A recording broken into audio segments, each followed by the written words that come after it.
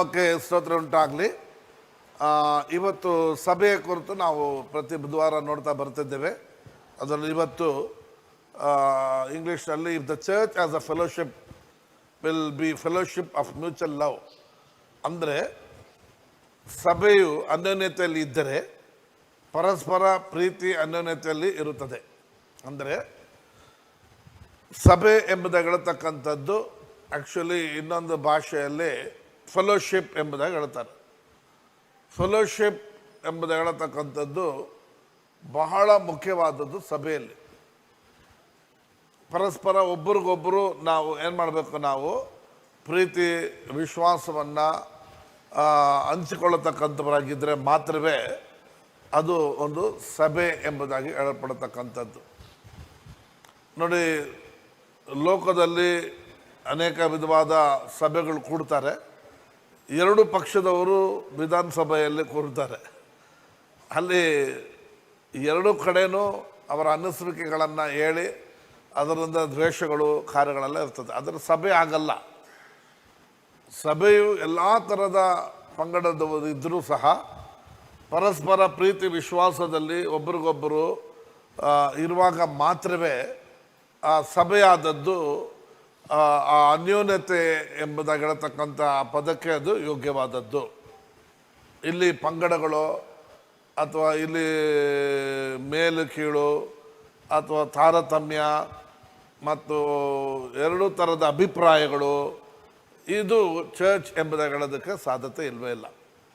ಅದಕ್ಕೆ ಸಭೆಗೆ ಕ್ರಿಸ್ತನ ತಲೆಯಾಗಿರೋದ್ರಿಂದ ನಾವೆಲ್ಲರೂ ಆತನಲ್ಲಿ ಜೋಡಿಸಲ್ಪಟ್ಟಂಥ ಒಂದೊಂದು ಅವಯಗಳಾಗಿರೋದ್ರಿಂದ ಈ ಅಂಗಗಳೆಲ್ಲವೂ ಕೂಡ ಒಂದಕ್ಕೊಂದು ಜೋಡಿಸಲ್ಪಟ್ಟು ಆತನೊಂದಿಗೆ ಪರಸ್ಪರ ಆತನೊಂದಿಗೆ ನಾವು ಇರೋದು, ನಾವು ಒಬ್ರಿಗೊಬ್ಬರು ಪ್ರೀತಿ ವಿಶ್ವಾಸದಲ್ಲಿ ನಡ್ಕೊಳ್ಳೋರಾಗಿ ಕಾಣಪಡ್ತೇವೆ.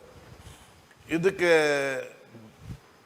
ಎರಡು ಯಜಮಾನರುಗಳಲ್ಲ ಅಥವಾ ಎರಡು ತಲೆಗಳಲ್ಲ, ಒಂದೇ ತಲೆ. ಆದ ಕಾರಣ ಇವುಗಳನ್ನು ದಯಮಾಡಿ ಅರ್ಥ ಮಾಡಿಕೊಂಡು ಸಭೆಯಲ್ಲಿ ವಿಶ್ವಾಸಿಗಳು ನಮಗಿರತಕ್ಕಂಥ ಅಭಿಪ್ರಾಯಗಳನ್ನು, ನಮಗಿರತಕ್ಕಂಥ ಯೋಚನೆಗಳನ್ನು ಬದಿಗಿಟ್ಟು ನಮ್ಮಲ್ಲಿ ವಾಸವಾಗಿರುವ ದೇವರ ಆತ್ಮಕ್ಕೆ ಅನುಸಾರವಾಗಿ ನಾವು ನಡ್ಕೊಳ್ಳುವಾಗ ಒಂದು ವೇಳೆ ಒಬ್ಬರಿಗೆ ಮಿಸ್ಅಂಡರ್ಸ್ಟ್ಯಾಂಡಿಂಗ್ ಇದ್ದರೂ ಸಹ ಬೈಬಲ್ ವಾಕ್ಯದ ಪ್ರಕಾರ ಒಬ್ರಿಗೊಬ್ಬರು ಅನುಸರಿಸಿ ಏನು ಮಾಡಬೇಕು, ನಾವು ಹೋಗತಕ್ಕಂಥವರಾಗಿ ಕಾಣಪಡಬೇಕು. ಒಂದು ಗಂಡ ಹೆಂಡತಿ ಮದುವೆ ಆದ ಮೇಲೆ ಅವರ ಇಬ್ಬರು ಅಭಿಪ್ರಾಯಗಳು ಬೇರೆ ಬೇರೆ ಆಗಿದ್ದರೂ ಸಹ ಅವರು ಒಂದೇ ಕುಟುಂಬದಲ್ಲಿ ವಾಸವಾಗಿ ಹೋಗ್ತಾ ಹೋಗ್ತಾ ಒಬ್ರಿಗೊಬ್ಬರು ಅನುಸರಿಸ್ಕೊಂಡು, ಒಬ್ರಿಗೊಬ್ಬರು ಬಿಟ್ಟು ಕಟ್ಟಿಕೊಂಡು, ಒಬ್ರಿಗೊಬ್ಬರು ತಗ್ಗಿಸ್ಕೊಂಡು, ಒಬ್ರಿಗೊಬ್ಬರು ಪ್ರೀತಿ ವಿಶ್ವಾಸದಲ್ಲಿ ಮುಂದೆ ಹೋದರೆ ಕುಟುಂಬ ಜೀವನವು ಭಾಳ ಹ್ಯಾಪಿಯಾಗಿ ಸಂತೋಷವಾಗಿ ಇರುವಂಥದ್ದಾಗಿರ್ತದೆ. ಹಾಗೆಯೇ ದೇವರ ಸಭೆಯಲ್ಲಿ ಕೂಡ ನಾನಾ ವಿಧವಾದ ಜನರು, ನಾನಾವಾದ ಯೋಚನೆಗಳೆಲ್ಲ ಇದ್ದರೂ ಸಹ ನಾವೆಲ್ಲರೂ ಒಂದೇ ಆತ್ಮದಿಂದ ಅಭಿಷೇಕ ಹೊಂದಿರೋದ್ರಿಂದ ಆದ ಕಾರಣ ನಾವು ಒಬ್ರಿಗೊಬ್ಬರು ಫೆಲೋಶಿಪ್ ಅನ್ಯೋನ್ಯತೆಯಲ್ಲಿ ನಾವು ಕಾಣಲ್ಪಡುವಂಥದ್ದು ಬಹಳ ಮುಖ್ಯವಾಗಿರ್ತದೆ. ಇಲ್ಲಿ ಚರ್ಚಲ್ಲಿ ಬಿಸ್ನೆಸ್ಸು, ಚೀಟಿ ಕೊಡೋದು ತಗೊಳ್ಳೋದು ಮತ್ತು ಇಂಥ ವ್ಯವಹಾರಗಳೆಲ್ಲ ಸಭೆಯಲ್ಲಿ ಇರಕೂಡದು. ಅವುಗಳು ಏನಾಗ್ತದೆ ಅಂದರೆ ಮಾನಸಿಕವಾದ ಯೋಚನೆಗಳನ್ನು ತಗೊಂಬಂದು ಸಭೆಯು ಬೇರೆ ರೀತಿಯಲ್ಲಿ ಅದು ಉಪಯೋಗಿಸೋಕ್ಕೆ ಅಲ್ಲಿ ಸಭೆಯಲ್ಲಿ ಮತ್ತೆ ಅದರಿಂದ ಗೊಂದಲಗಳು ಆಗೋದಕ್ಕೂ ಸಾಧ್ಯತೆ. ಚರ್ಚ್ ಎಂಬುದಾಗಿ ಹೇಳ್ತಕ್ಕಂಥದ್ದು ಅದೊಂದು ಬಿಸ್ನೆಸ್ ಕೇಂದ್ರ ಅಲ್ಲ, ಒಂದು ಬಿಸ್ನೆಸ್ ಸೆಂಟ್ರ್ ಅಲ್ಲ, ಅಥವಾ ಅದೊಂದು ಚೀಟಿ ನಡೆಸುವಂಥದ್ದು ಅಥವಾ ಬಡ್ಡಿ ವ್ಯವಹಾರ ಮಾಡುವಂಥದ್ದು ಅಥವಾ ಇನ್ಸ್ಟಾಲ್ಮೆಂಟಲ್ಲಿ ಕೊಡತಕ್ಕಂಥದ್ದು. ಕೆಲವೊಮ್ಮೆ ಸಭೆ ಬೆಳೀತಾ ಬೆಳೀತಾ ಜನರು ಹೆಚ್ಚಾಗಿರೋದ್ರಿಂದ ಕೆಲವರು ನಾನು ಇದನ್ನು ಮಾಡ್ತೀನಿ ಎಂಬುದಾಗಿ ಅಂತಾರೆ, ಅದು ಮಾಡ್ತೀನಿ ಎಂಬುದಾಗಿ ಮಾಡೋಕ್ಕೆ ಪ್ರಯತ್ನ ಪಡ್ತಾರೆ. ಯಾಕಂದರೆ ಎಲ್ಲರೂ ಒಬ್ರಿಗೊಬ್ರು ಮುಖ ನೋಡ್ತೀವಿ, ಪರಿಚಯ ಇದೆ ಅಂತೇಳಿ ಚೀಟಿ ಸ್ಟಾರ್ಟ್ ಮಾಡೋದು, ಆಮೇಲೆ ಬಡ್ಡಿ ವ್ಯವಹಾರ ಮಾಡುವಂಥದ್ದು, ಆಮೇಲೆ ಕಾಸು ಕೊಡೋದು ತಗೊಳ್ಳೋದು, ಬ್ರದರ್ ಸಿಸ್ಟರು ಎಂಬುದಾಗಿ ಮತ್ತು ಆಮೇಲೆ ಗೊಂದಲಗಳಾದಾಗ ಸಭೆಯಲ್ಲಿ ಏನಿದು ಸಭೆಯವ್ರು ಅಂತೇಳಿ ಆ ಥರ ಎಲ್ಲ ಆಗುವಂಥದ್ದಕ್ಕೆ ಅವಕಾಶ ಕೊಡಬಾರ್ದು. ದ ಫೆಲೋಶಿಪ್ ಹೇಗಿರಬೇಕು, ಯಾವ ರೀತಿಯಲ್ಲಿ ಆ ಫೆಲೋಶಿಪ್ ಇರಬೇಕು ಅನ್ನೋದಕ್ಕೆ ವೇದದಲ್ಲಿ ನಮಗೆ ಕೆಲವು ಆಲೋಚನೆಗಳನ್ನು ನಾವು ನೋಡಿಕೊಳ್ಳತಕ್ಕಂಥವ್ರಾಗಿರ್ತೇವೆ. 1 ಥೆಸಲೋನಿಕ 5ನೇ ಅಧ್ಯಾಯ 11ನೇ ವಚನವನ್ನು ಓದಿಕೊಳ್ಳೋಣ. ಆದುದರಿಂದ ನೀವು ಈಗ ಮಾಡುತ್ತಿರುವ ಪ್ರಕಾರವೇ ಒಬ್ಬರನ್ನೊಬ್ಬರು ಸಂತೈಸಿಕೊಳ್ಳುತ್ತಾ ಒಬ್ಬರ ಭಕ್ತಿಯನ್ನು ಒಬ್ಬರು ವೃದ್ಧಿಪಡಿಸುತ್ತಾ ಇರ್ರಿ ಎಂಬುದಾಗಿ ಹೇಳುತ್ತದೆ. Praise the Lord. ಹಾಗಾದ್ರೆ ಇಲ್ಲಿ ಸ್ಪಿರಿಚುವಲ್ ವಿಷಯದಲ್ಲಿ ಮಾತ್ರ ಇಲ್ಲಿ ಎಂಕರೇಜ್ ಮಾಡತಕ್ಕಂಥದ್ದನ್ನು ನೋಡ್ತೇವೆ. ಫಿಸಿಕಲಿ, ಮೆಂಟಲಿ ಮತ್ತು ನಮಗೆ ಬಿಸ್ನೆಸ್ ಈ ವಿಚಾರಗಳಲ್ಲಿ ಅಲ್ಲವೇ ಅಲ್ಲ. ಸ್ಪಿರಿಚುವಲಿ ಒಬ್ರಿಗೊಬ್ಬರು ಏನು ಮಾಡೋಣ, ನಾವು ಸಭೆಯ ಫೆಲೋಶಿಪ್ಪಲ್ಲಿ ಒಬ್ಬರ ಭಕ್ತಿ ಇನ್ನೊಂದು ಸ್ವಲ್ಪ ಅಭಿವೃದ್ಧಿ ಆಗೋದಕ್ಕಾಗಿ ನಾವು ಎಂಕರೇಜ್ ಮಾಡಬೇಕೇ ಹೊರತು ಬೇರೆ ಸಂಗತಿಗಳಿಗೆ ಸಭೆಯನ್ನು ಉಪಯೋಗಿಸ್ಕೊಳ್ಳುವಂಥದ್ದು ಒಳ್ಳೆಯದಲ್ಲ. ಅದರಿಂದ ಪ್ರೀತಿಯು ಅನ್ಯೋನ್ಯತೆಯು ಏನಾಗುತ್ತೆ, ನಮಗೆ ಆಗುವಂಥದ್ದಾಗಿರ್ತದೆ. ಸಾಮಾನ್ಯವಾಗಿ ಚೆನ್ನಾಗಿ ಅರ್ಥ ಮಾಡಿಕೊಳ್ಳಿ. ಇವತ್ತು ಒಂದು ವಿಶ್ವಾಸಿ ಇನ್ನೊಂದು ವಿಶ್ವಾಸಿಯಲ್ಲಿರತಕ್ಕ ಭಕ್ತಿಯನ್ನು ನಾವು ಐಡೆಂಟಿಫೈ ಮಾಡೋದಕ್ಕೆ ಸಾಧ್ಯತೆ ಆಗ್ತದೆ. ಯಾಕಂದರೆ ನಮ್ಮ ಫೆಲೋಶಿಪ್ಪಲ್ಲಿ ಬರುವವರ ಭಕ್ತಿ ಏನನ್ನೋದು ನಮಗೆ ಗೊತ್ತಿರ್ತದೆ. ಒಂದು ಟೈಮಲ್ಲಿದ್ದ ಹಾಗೆ ಇನ್ನೊಂದು ಟೈಮಲ್ಲಿ ಇರೋದಿಲ್ಲ. ಒಬ್ಬೊಬ್ಬರು ಅವರ ಮುಖ ನೋಡಿ ಕಂಡುಹಿಡಿಯಬಹುದು, ಅವರ ಭಾವನೆಗಳು ನೋಡಿ ಕಂಡುಹಿಡಿಯಬಹುದು, ಅವರ ನಡತೆ ನೋಡಿ ಕಂಡುಹಿಡಿಯಬಹುದು. ಗಬ್ಬಕ್ಕಂದು ಬರ್ತಾ ಇರ್ತಾರೆ, ದಿನಕ್ಕೆ ಬರೋದಿಲ್ಲ. 1 ಸತಿ ಬರೋದಿಲ್ಲ, 2 ಸತಿ ಬರೋದಿಲ್ಲ, 3ನೇ ಸತಿ ಬಿಟ್ಬಿಟ್ರೆ ಅವ್ರು ಖಂಡಿತವಾಗಿಯೂ ಅವರನ್ನು ಅರಿಯದೇ ಅವರು ಆಟೋಮೆಟಿಕ್ ಹಿಂದೆ ಹೋಗ್ತಿರ್ತಾರೆ. ಕೆಲವು ಕಾರಣಾಂತರ ನಿಮಿತ್ತವಾಗಿ ಬರದೇ ಇರ್ತಾರೆ. ಅದನ್ನು ಮೊದಲೇ ಹೇಳ್ತಾರೆ, ಇವಾಗ ಬಂದಿಲ್ಲ ಸಾರಿ ಈ ಥರ ಅಂತ ಹೇಳ್ತಾರೆ. ಕೆಲವರು ಹಂಗೆ ಹೋಗ್ತಾ ಹೋಗ್ತಾ ಇದು ಸ್ಪಿರಿಚುವಲ್ ಆತ್ಮಿಕ ಲೋಕವಾಗಿರೋದ್ರಿಂದ ಸೈತಾನನಿಗೆ ಅವಕಾಶ ಕೊಟ್ಟಾಗ ಅವನೇನು ಮಾಡ್ತಾನೆ, ಮೆತ್ತಿಗೆ ಹಂಗೆ ತಗೊಂಡು ಹೋಗ್ಬಿಡ್ತಾನೆ. ಅದಕ್ಕೆ ಸೇವೆ ಮಾಡೋರು ಸ್ಪೆಷಲಿ ನೀವೆಲ್ಲ, ನಾನು ಎಷ್ಟೋ ಸತಿ ಹೇಳ್ಬಿಟ್ಟೆ, ನಾನು ಇವತ್ತು ಕೂಡ ಫೋನ್ ಮಾಡ್ಬೋದು ಅಂತ ನಾನು ಈ ಬಾಯಲ್ಲಿ ಬಂತು. ಅದಕ್ಕೆ ಕೆಲವು ನೋಡಿ ಬಂದಿಲ್ಲ, ಲಾಸ್ಟ್ ವೀಕ್ ಬಂದಿಲ್ಲ, ಅದಕ್ಕೆ ಮುಂಚೆ ವೀಕ್ ಬಂದಿಲ್ಲ. ಅದಕ್ಕೆ ಸೇವೆ ಮಾಡೋಕ್ಕೆ ಹೋಗ್ತೀವಿ ನಾವು. ಅವರು ಟೀ ಕೊಡಿದ್ರೆ ಕುಡಿತೀವಿ, ಅವ್ರು ಏನಾರು ಕೊಟ್ಟರೆ ಕಾಸು ಕಾರಣಕ್ಕೆ ತೊಗೊತೀವಿ, ಎಲ್ಲ ಮಾಡ್ತೀವಿ. ಆದರೆ ಅವ್ರು ಬಂದಿಲ್ಲ ಅಂದರೆ ಕೇರ್ ಮಾಡಲ್ಲ. ಅದು ಒಳ್ಳೆಯದಲ್ಲ. ಅವರ ಭಕ್ತಿ ಕುದ್ದು ಹೋಗುವಾಗ ನಾವು ಇಮ್ಮಿಡಿಯೇಟ್ ಅವರ ಭಕ್ತಿಯನ್ನು ಏನು ಮಾಡಬೇಕು, ಅಭಿವೃದ್ಧಿಪಡಿಸೋದಕ್ಕಾಗಿ ಏನು ಮಾಡಬೇಕು, ಅವರನ್ನು ಪ್ರೇರಣೆ ಮಾಡತಕ್ಕಂಥವ್ರಾಗಿರ್ಬೇಕು. ಇದು ಬಹಳ ಮುಖ್ಯ. ಸಭೆಯಲ್ಲಿ ದೀಕ್ಷಾಸ್ಥಾನ ತೆಗೆದಂಥ ವಿಶ್ವಾಸಿಯಿಂದ ಹಿಡಿದು ಸೇವಕರುಗಳವರೆಗೂ ಇದನ್ನು ಬಹಳ ಜೋಪಾನವಾಗಿ ನಾವು ನಡೆಸತಕ್ಕಂಥವ್ರಾಗಿ ಕಾಣಪಡಬೇಕು. ಯಾರೂ ಕೂಡ ವೈಯಕ್ತಿಕವಾಗಿ ಒಬ್ಬನೇ ಉರಿಯೋದಕ್ಕೆ ಸಾಧ್ಯತೆ ಇಲ್ಲ. ಅದು ಅಂಥ ಪಂಟ್ರಾಗಿದ್ದ ಅವನು ಕಿಲ್ಲೇಡಿ ಆಗಿದ್ರು ಆಗೋದಕ್ಕೆ ಸಾಧ್ಯತೆ ಇಲ್ಲ. ಆದ ಕಾರಣ ಒಬ್ಬರಿಗೊಬ್ಬರು ಏನು ಮಾಡಬೇಕು, ನಾವು ಭಕ್ತಿ ವೃತ್ತಿಯನ್ನು ಉಂಟು ಮಾಡತಕ್ಕಂಥವರಾಗಿ ನಾವು ಕಾಣಪಡಬೇಕು. ಯಾವ ವಿಷಯದಲ್ಲಿ ಯಾರು ಎಲ್ಲಿ ವೀಕ್ ಆಗಿದ್ದಾರೆ ಅಂತ ಐಡೆಂಟಿಫೈ ಮಾಡತಕ್ಕಂಥ ಐಡೆಂಟಿಫಿಕೇಷನ್ ನಮಗಿರಬೇಕು. ಆ ಐಡೆಂಟಿಫಿಕೇಷನ್ ಇಲ್ಲದಿದ್ದರೆ ಖಂಡಿತವಾಗಿ ಅವರು ಆತ್ಮಿಕವಾಗಿ ಸ್ಲೋ ಆಗೋದಕ್ಕೆ ಸಾಧ್ಯತೆಗಳು ಇದೆ.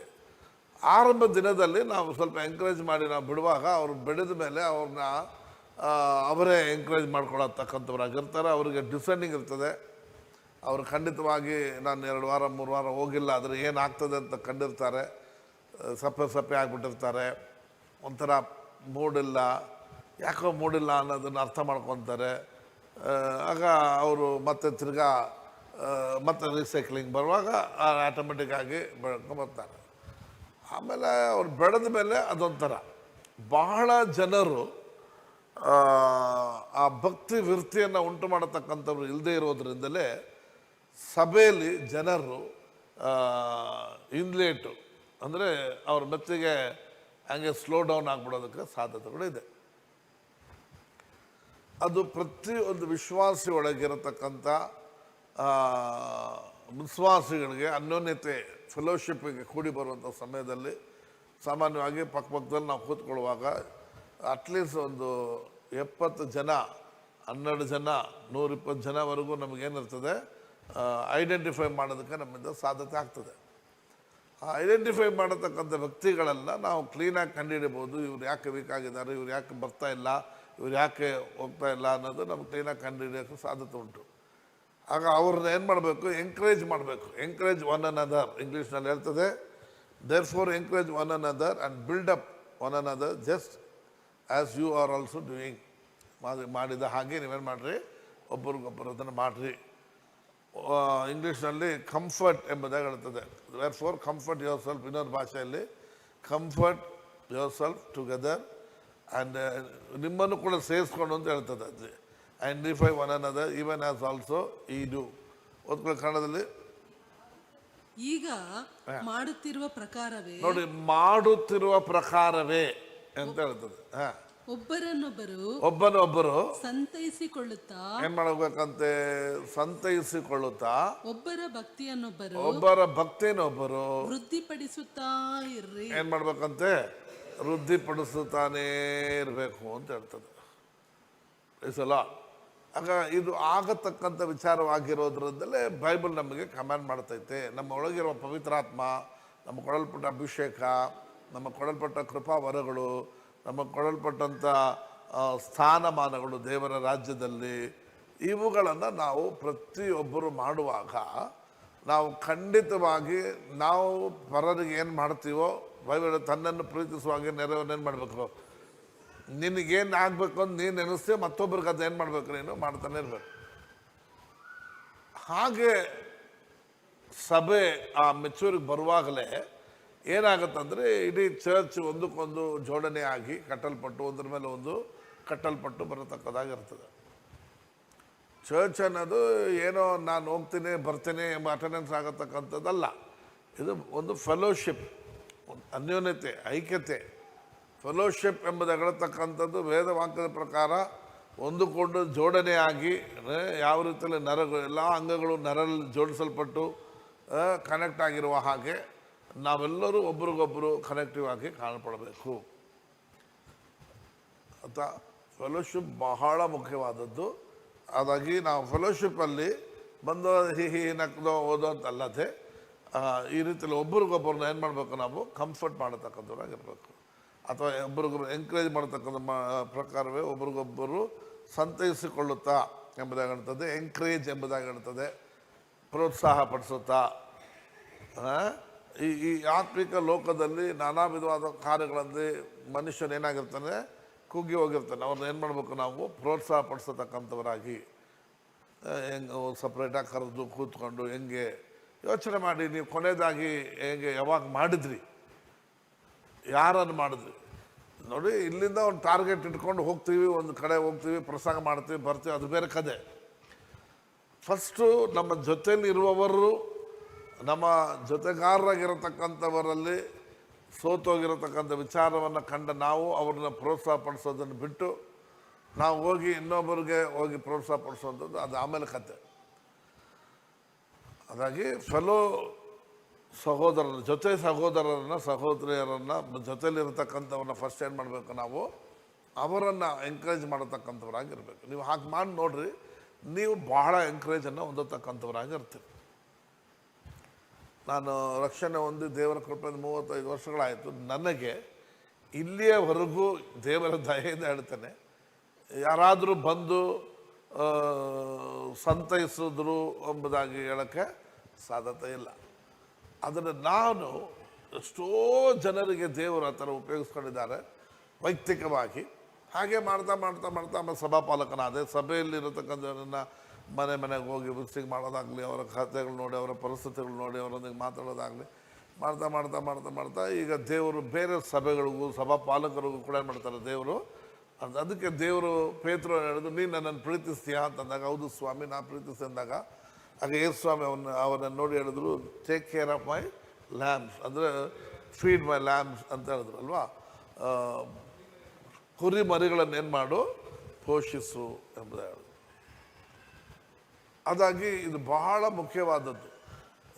ಕುರಿ ಕುರಿಯನ್ನು ಒಂದೇ ಸತಿ ಮೇಯ್ಸೋಕೆ ಆಗೋದಿಲ್ಲ. ಕುರಿ ಮರಿಗಳನ್ನ ಅಟ್ಟಿಯಲ್ಲಿ ಏನು ಮಾಡ್ತಾರೆ, ಎಲ್ಲ ಒಂದು ಇದರಲ್ಲಿ ಹಾಕಿ ಇಟ್ಕೊಂಡಿರ್ತಾರೆ, ಹಾಲು ಕುಡಿಸ್ತಾರೆ, ಅದನ್ನು ತಕ್ಕಂಥ ಮೇವುಗಳು ಹಾಕ್ಕೊಂಡು ಕಾಯ್ತಾ ಇರ್ತಾರೆ. ಸಂಜೆ ಬಂದ ಮೇಲೆ ಅವ್ರ ತಾಯಿ ಜೊತೆ ಬಿಡ್ತಾರೆ. ನೀವು ಅಟ್ಟಿಯಲ್ಲಿ ನೋಡ್ರಿ, ಎಲ್ಲ ಕುರಿ ಕಾಯುವವರೆಲ್ಲ ಒಂದು ಚಿಕ್ಕದಾಗಿ ರೌಂಡಾಗಿ ಮಾಡಿ ಅದರೊಳಗೆ ಮರಿಗಳನ್ನೆಲ್ಲ ಬಿಟ್ಟಿರ್ತಾರೆ. ಹಾಗೆ ಅದನ್ನು ಸಪ್ರೇಟ್ ಕೇರ್ ತಗೋಬೇಕು. ಹಾಗೆ ದೀಕ್ಷಾಸನ ತೆಗೆದಂಥ ವಿಶ್ವಾಸಿಗಳು ನಿಮ್ಮ ಮೂಲಕವಾಗಿ ಯಾರು ರಕ್ಷಣೆ ಹೊಂದಿದ್ರೆ, ಒಂದು ದೀಕ್ಷಾಸನ ಕೊಟ್ಟಿದ್ರೆ, ನಿಮ್ಮ ಮೂಲಕವಾಗಿ ಯಾರ ಪರಿಚಯ ಇದ್ದವರಿದ್ದರೆ ಅವರನ್ನು ಕೂಡ ನೀವೇನು ಮಾಡಬೇಕು, ಅವರನ್ನು ಒಂದು ಮಟ್ಟಿಗೆ ಬೆಳೆಯುವ ತನಕ ನಿಮಗೆ ಗೊತ್ತಿರತಕ್ಕ ವಿಚಾರಗಳನ್ನು ಅವ್ರಿಗೇನು ಮಾಡ್ಬೋದು, ಹೇಳ್ಕೊಡ್ಬೋದು, ಎಂಕರೇಜ್ ಮಾಡ್ಬೋದು, ಪ್ರೋತ್ಸಾಹಪಡಿಸ್ಬೋದು. ಯವನಸ್ಥರನ್ನು, ವಯಸ್ಸಾದವರನ್ನು ಎಲ್ಲರನ್ನೂ ಕೂಡ ನಾವೇನು ಮಾಡ್ಬೋದು, ಅವರವರ ಯೋಚನೆಗಳು ತಕ್ಕ ಹಾಗೆ. ಈಗ ಚರ್ಚಲ್ಲಿ ಸ್ಪೆಷಲಿ ಬೆಳಗಿನ ಸಂಜೆವರೆಗೂ ಭಾಳ ಜನ ಬರ್ತಾ ಹೋಗ್ತಾ ಇರ್ತಾರೆ. ಅವರೊಂದಿಗೆ ಕೂತ್ಕೊಂಡು ಸ್ಪೆಂಡ್ ಮಾಡಬೇಕು. ಸೇವೆ ಮಾಡ್ತೀನಿ ಅಂತ ನನಗಂತೂ ಅರ್ಥನೇ ಆಗೋದಿಲ್ಲ ಕೆಲವೊಮ್ಮೆ. ಅದು ಏನು ಸೈತಾನ್ನ ಎಮ್ಮೆ ಬಂದ್ಬಿಡ್ತದೋ ಏನೋ ಗೊತ್ತಿಲ್ಲ ಅವ್ರಿಗೆ. ಸೇವೆ ಮಾಡೋದಂದರೆ ನಾವು ಇಳಿದು ಜನರ ಸೇವೆ ಮಾಡಬೇಕು. ವೈಯಕ್ತಿಕವಾಗಿ ಒಬ್ಬ ವ್ಯಕ್ತಿ ಇದ್ದಾರೆ, ಅವ್ರಿಗಿದ್ರೆ ಕೆಲವು ಚಟಗಳಿದೆ, ಅಭ್ಯಾಸಗಳಿದೆ, ಕೆಲವು ಏನೇನೋ ಸಂಗತಿಗಳಿರ್ತದೆ. ಅವರೊಂದಿಗೆ ಕೂತ್ಕೊಂಡು ವಾಕ್ಯಗಳನ್ನು ತೆಗೆದು ನಾವು ಅವ್ರಿಗೆ ಎಕ್ಸ್ಪೋಸ್ ಮಾಡುವಾಗ ಮತ್ತು ಅವರೊಂದಿಗೆ ಕೂತ್ಕೊಂಡು ಪ್ರೇಯರ್ ಮಾಡುವಾಗ 1 hour 1/2 hour ಅವರೊಂದಿಗೆ ಬನ್ನಿ ಕೂತ್ಕೊಂಡು ಪ್ರಾರ್ಥನೆ ಮಾಡೋಣ ಅಂತ ಎಂಕರೇಜ್ ಮಾಡುವಾಗ ಆಗ ಅವರು ಅದನ್ನು ಕಲಿತಾರೆ, ಅವ್ರು ಬೋಲ್ಡ್ ಆಗಿಬಿಡ್ತಾರೆ. ಆಮೇಲೆ ನೋಡ್ರಿ ಅವ್ರು ಆಟೋಮೆಟಿಕ್ ಆಗಿ ಅವರು ಇನ್ನೊಬ್ಬರನ್ನ ಬೆಳೆಸೋ ಮಟ್ಟಕ್ಕೆ ಆಗಿಬಿಡ್ತಾರೆ. ಇದು ಒಂದು ಏನೋ ಪಂಚ್ ಹೊಡೆದಂಗೆ ಬಂದವ, ಒಂದು ಆಡೋದವ, ಪ್ರಸಂಗ ಮಾಡೋದು ಹಂಗೆ ಇಲ್ಲದೆ, ನಾವು ಮೋಸ್ಟ್ ಪ್ರಾಬಬ್ಲಿ ಈ ವಿಸಿಟಿಂಗ್ ಜನರಿಗೆ ಹೋಗಿ ಸಂಧಿಸುವಂಥ ವಿಚಾರಗಳೆಲ್ಲ ಇದೇ ಮಾಡೋದಕ್ಕಾಗಿಯೇ ಮಾಡಲ್ಪಟ್ಟಿರೋದೇ ಹೊರತು ಅಟೆಂಡೆನ್ಸ್ ಮಾಡಿದ್ವಿ ಇವತ್ತು ನಾನು ಮುಗಿಸ್ಬಿಟ್ಟು ಬಂದ್ಬಿಟ್ಟೆ ಅನ್ನೋದಕ್ಕಂತ ಅಲ್ಲಿ ಇರತಕ್ಕ ವೀಕ್ನೆಸ್ಸನ್ನು ಪೌಲ್ ಹೇಳ್ತಾರೆ ನೋಡ್ರಿ. ರೋಮಾಪುರದ ಪತ್ರಿಕೆಗೆ ಬರೆಯುವಾಗ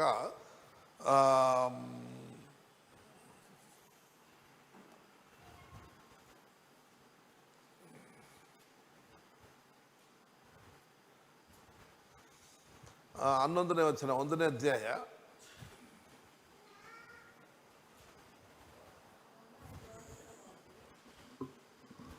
ನನ್ನ ಮುಖಾಂತರವಾಗಿ ನಿಮಗೆ ಪಾರಮಾರ್ಥಿಕ ವರವೇನಾದರೂ ದೊರಕಿ ನೀವು ದೃಢವಾಗುವುದಕ್ಕೋಸ್ಕರ, ನೋಡಿ, ನೀವು ದೃಢವಾಗುವುದಕ್ಕೋಸ್ಕರ ಅಂದರೆ ನಾನು ನಿಮ್ಮ ನಂಬಿಕೆಯಿಂದ ನೀವು ನನ್ನ ನಂಬಿಕೆಯಿಂದ ಸಹಾಯ ಹೊಂದಿ, ನೋಡಿದ್ರ, ನಾನು ನಿಮ್ಮ ನಂಬಿಕೆಯಿಂದ ನೀವು ನಮ್ಮ ನಂಬಿಕೆಯಿಂದ ಸಹಾಯ ಹೊಂದಿ ಈ ಪ್ರಕಾರ ನಿಮ್ಮೊಂದಿಗೆ ನಾನು ಧೈರ್ಯಗೊಳ್ಳುವುದಕ್ಕೋಸ್ಕರ ನಿಮ್ಮನ್ನು ನೋಡಬೇಕೆಂದು ಅಪೇಕ್ಷಿಸುತ್ತೇನೆ.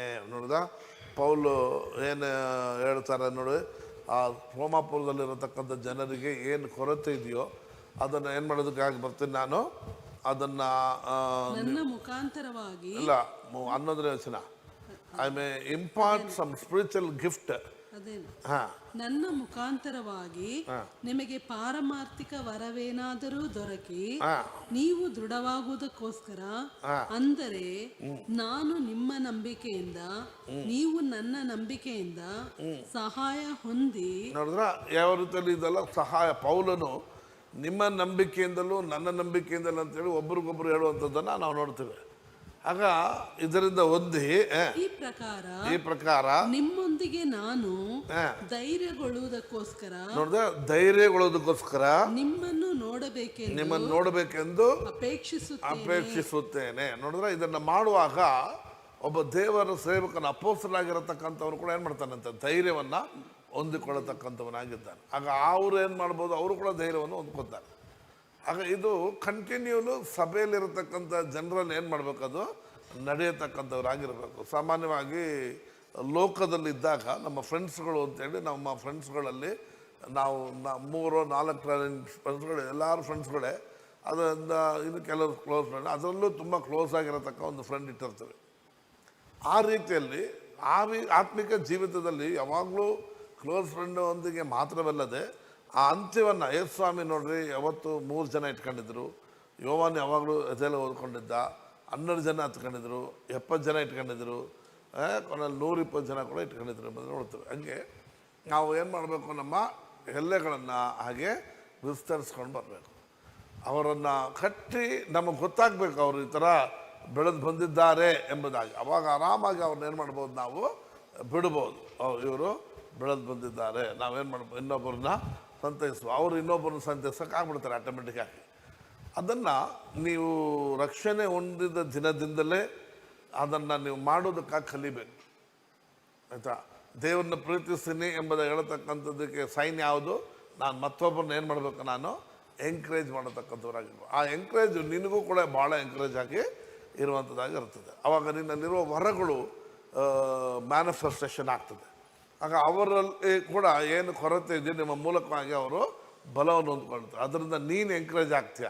ಕರ್ತನ ಕೃಪೆಯಿಂದ ದೇವರು ಅವರ ಬಲಪಡಿಸಿದ್ರು ಅಂತೇಳಿ ಭಾಳ ಎಂಕರೇಜ್ ಆಗುತ್ತೆ. ಆ ಎಂಕರೇಜು ಬೈಬಲ್ ಹೇಳುತ್ತೆ, ಭೂಲೋಕದಲ್ಲಿ ಒಬ್ಬ ಪಾಪಿ ಮನೆತರು ಪರಲೋಕದಲ್ಲಿ ಭಾಳ ಸಂತೋಷ. ಹಾಗಿರುವಲ್ಲಿ ಭೂಲೋಕದಲ್ಲಿ ಒಬ್ಬ ವ್ಯಕ್ತಿಗೆ ಈ ಥರ ಆಗ್ತಿದ್ದಂಥ ಸಮಯದಲ್ಲಿ ನಾವು ಹೋಗಿ ಆ ಕೆಲಸ ಮಾಡುವಾಗ ಪರಲೋಕದಲ್ಲಿ ಭಾಳ ಸಂತೋಷ ಅಂದರೆ ನಮ್ಮ ಹೃದಯ ಕೂಡ ಭಾಳ ಸಂತೋಷ ಇರುವಂಥದ್ದಾಗಿರ್ತದೆ.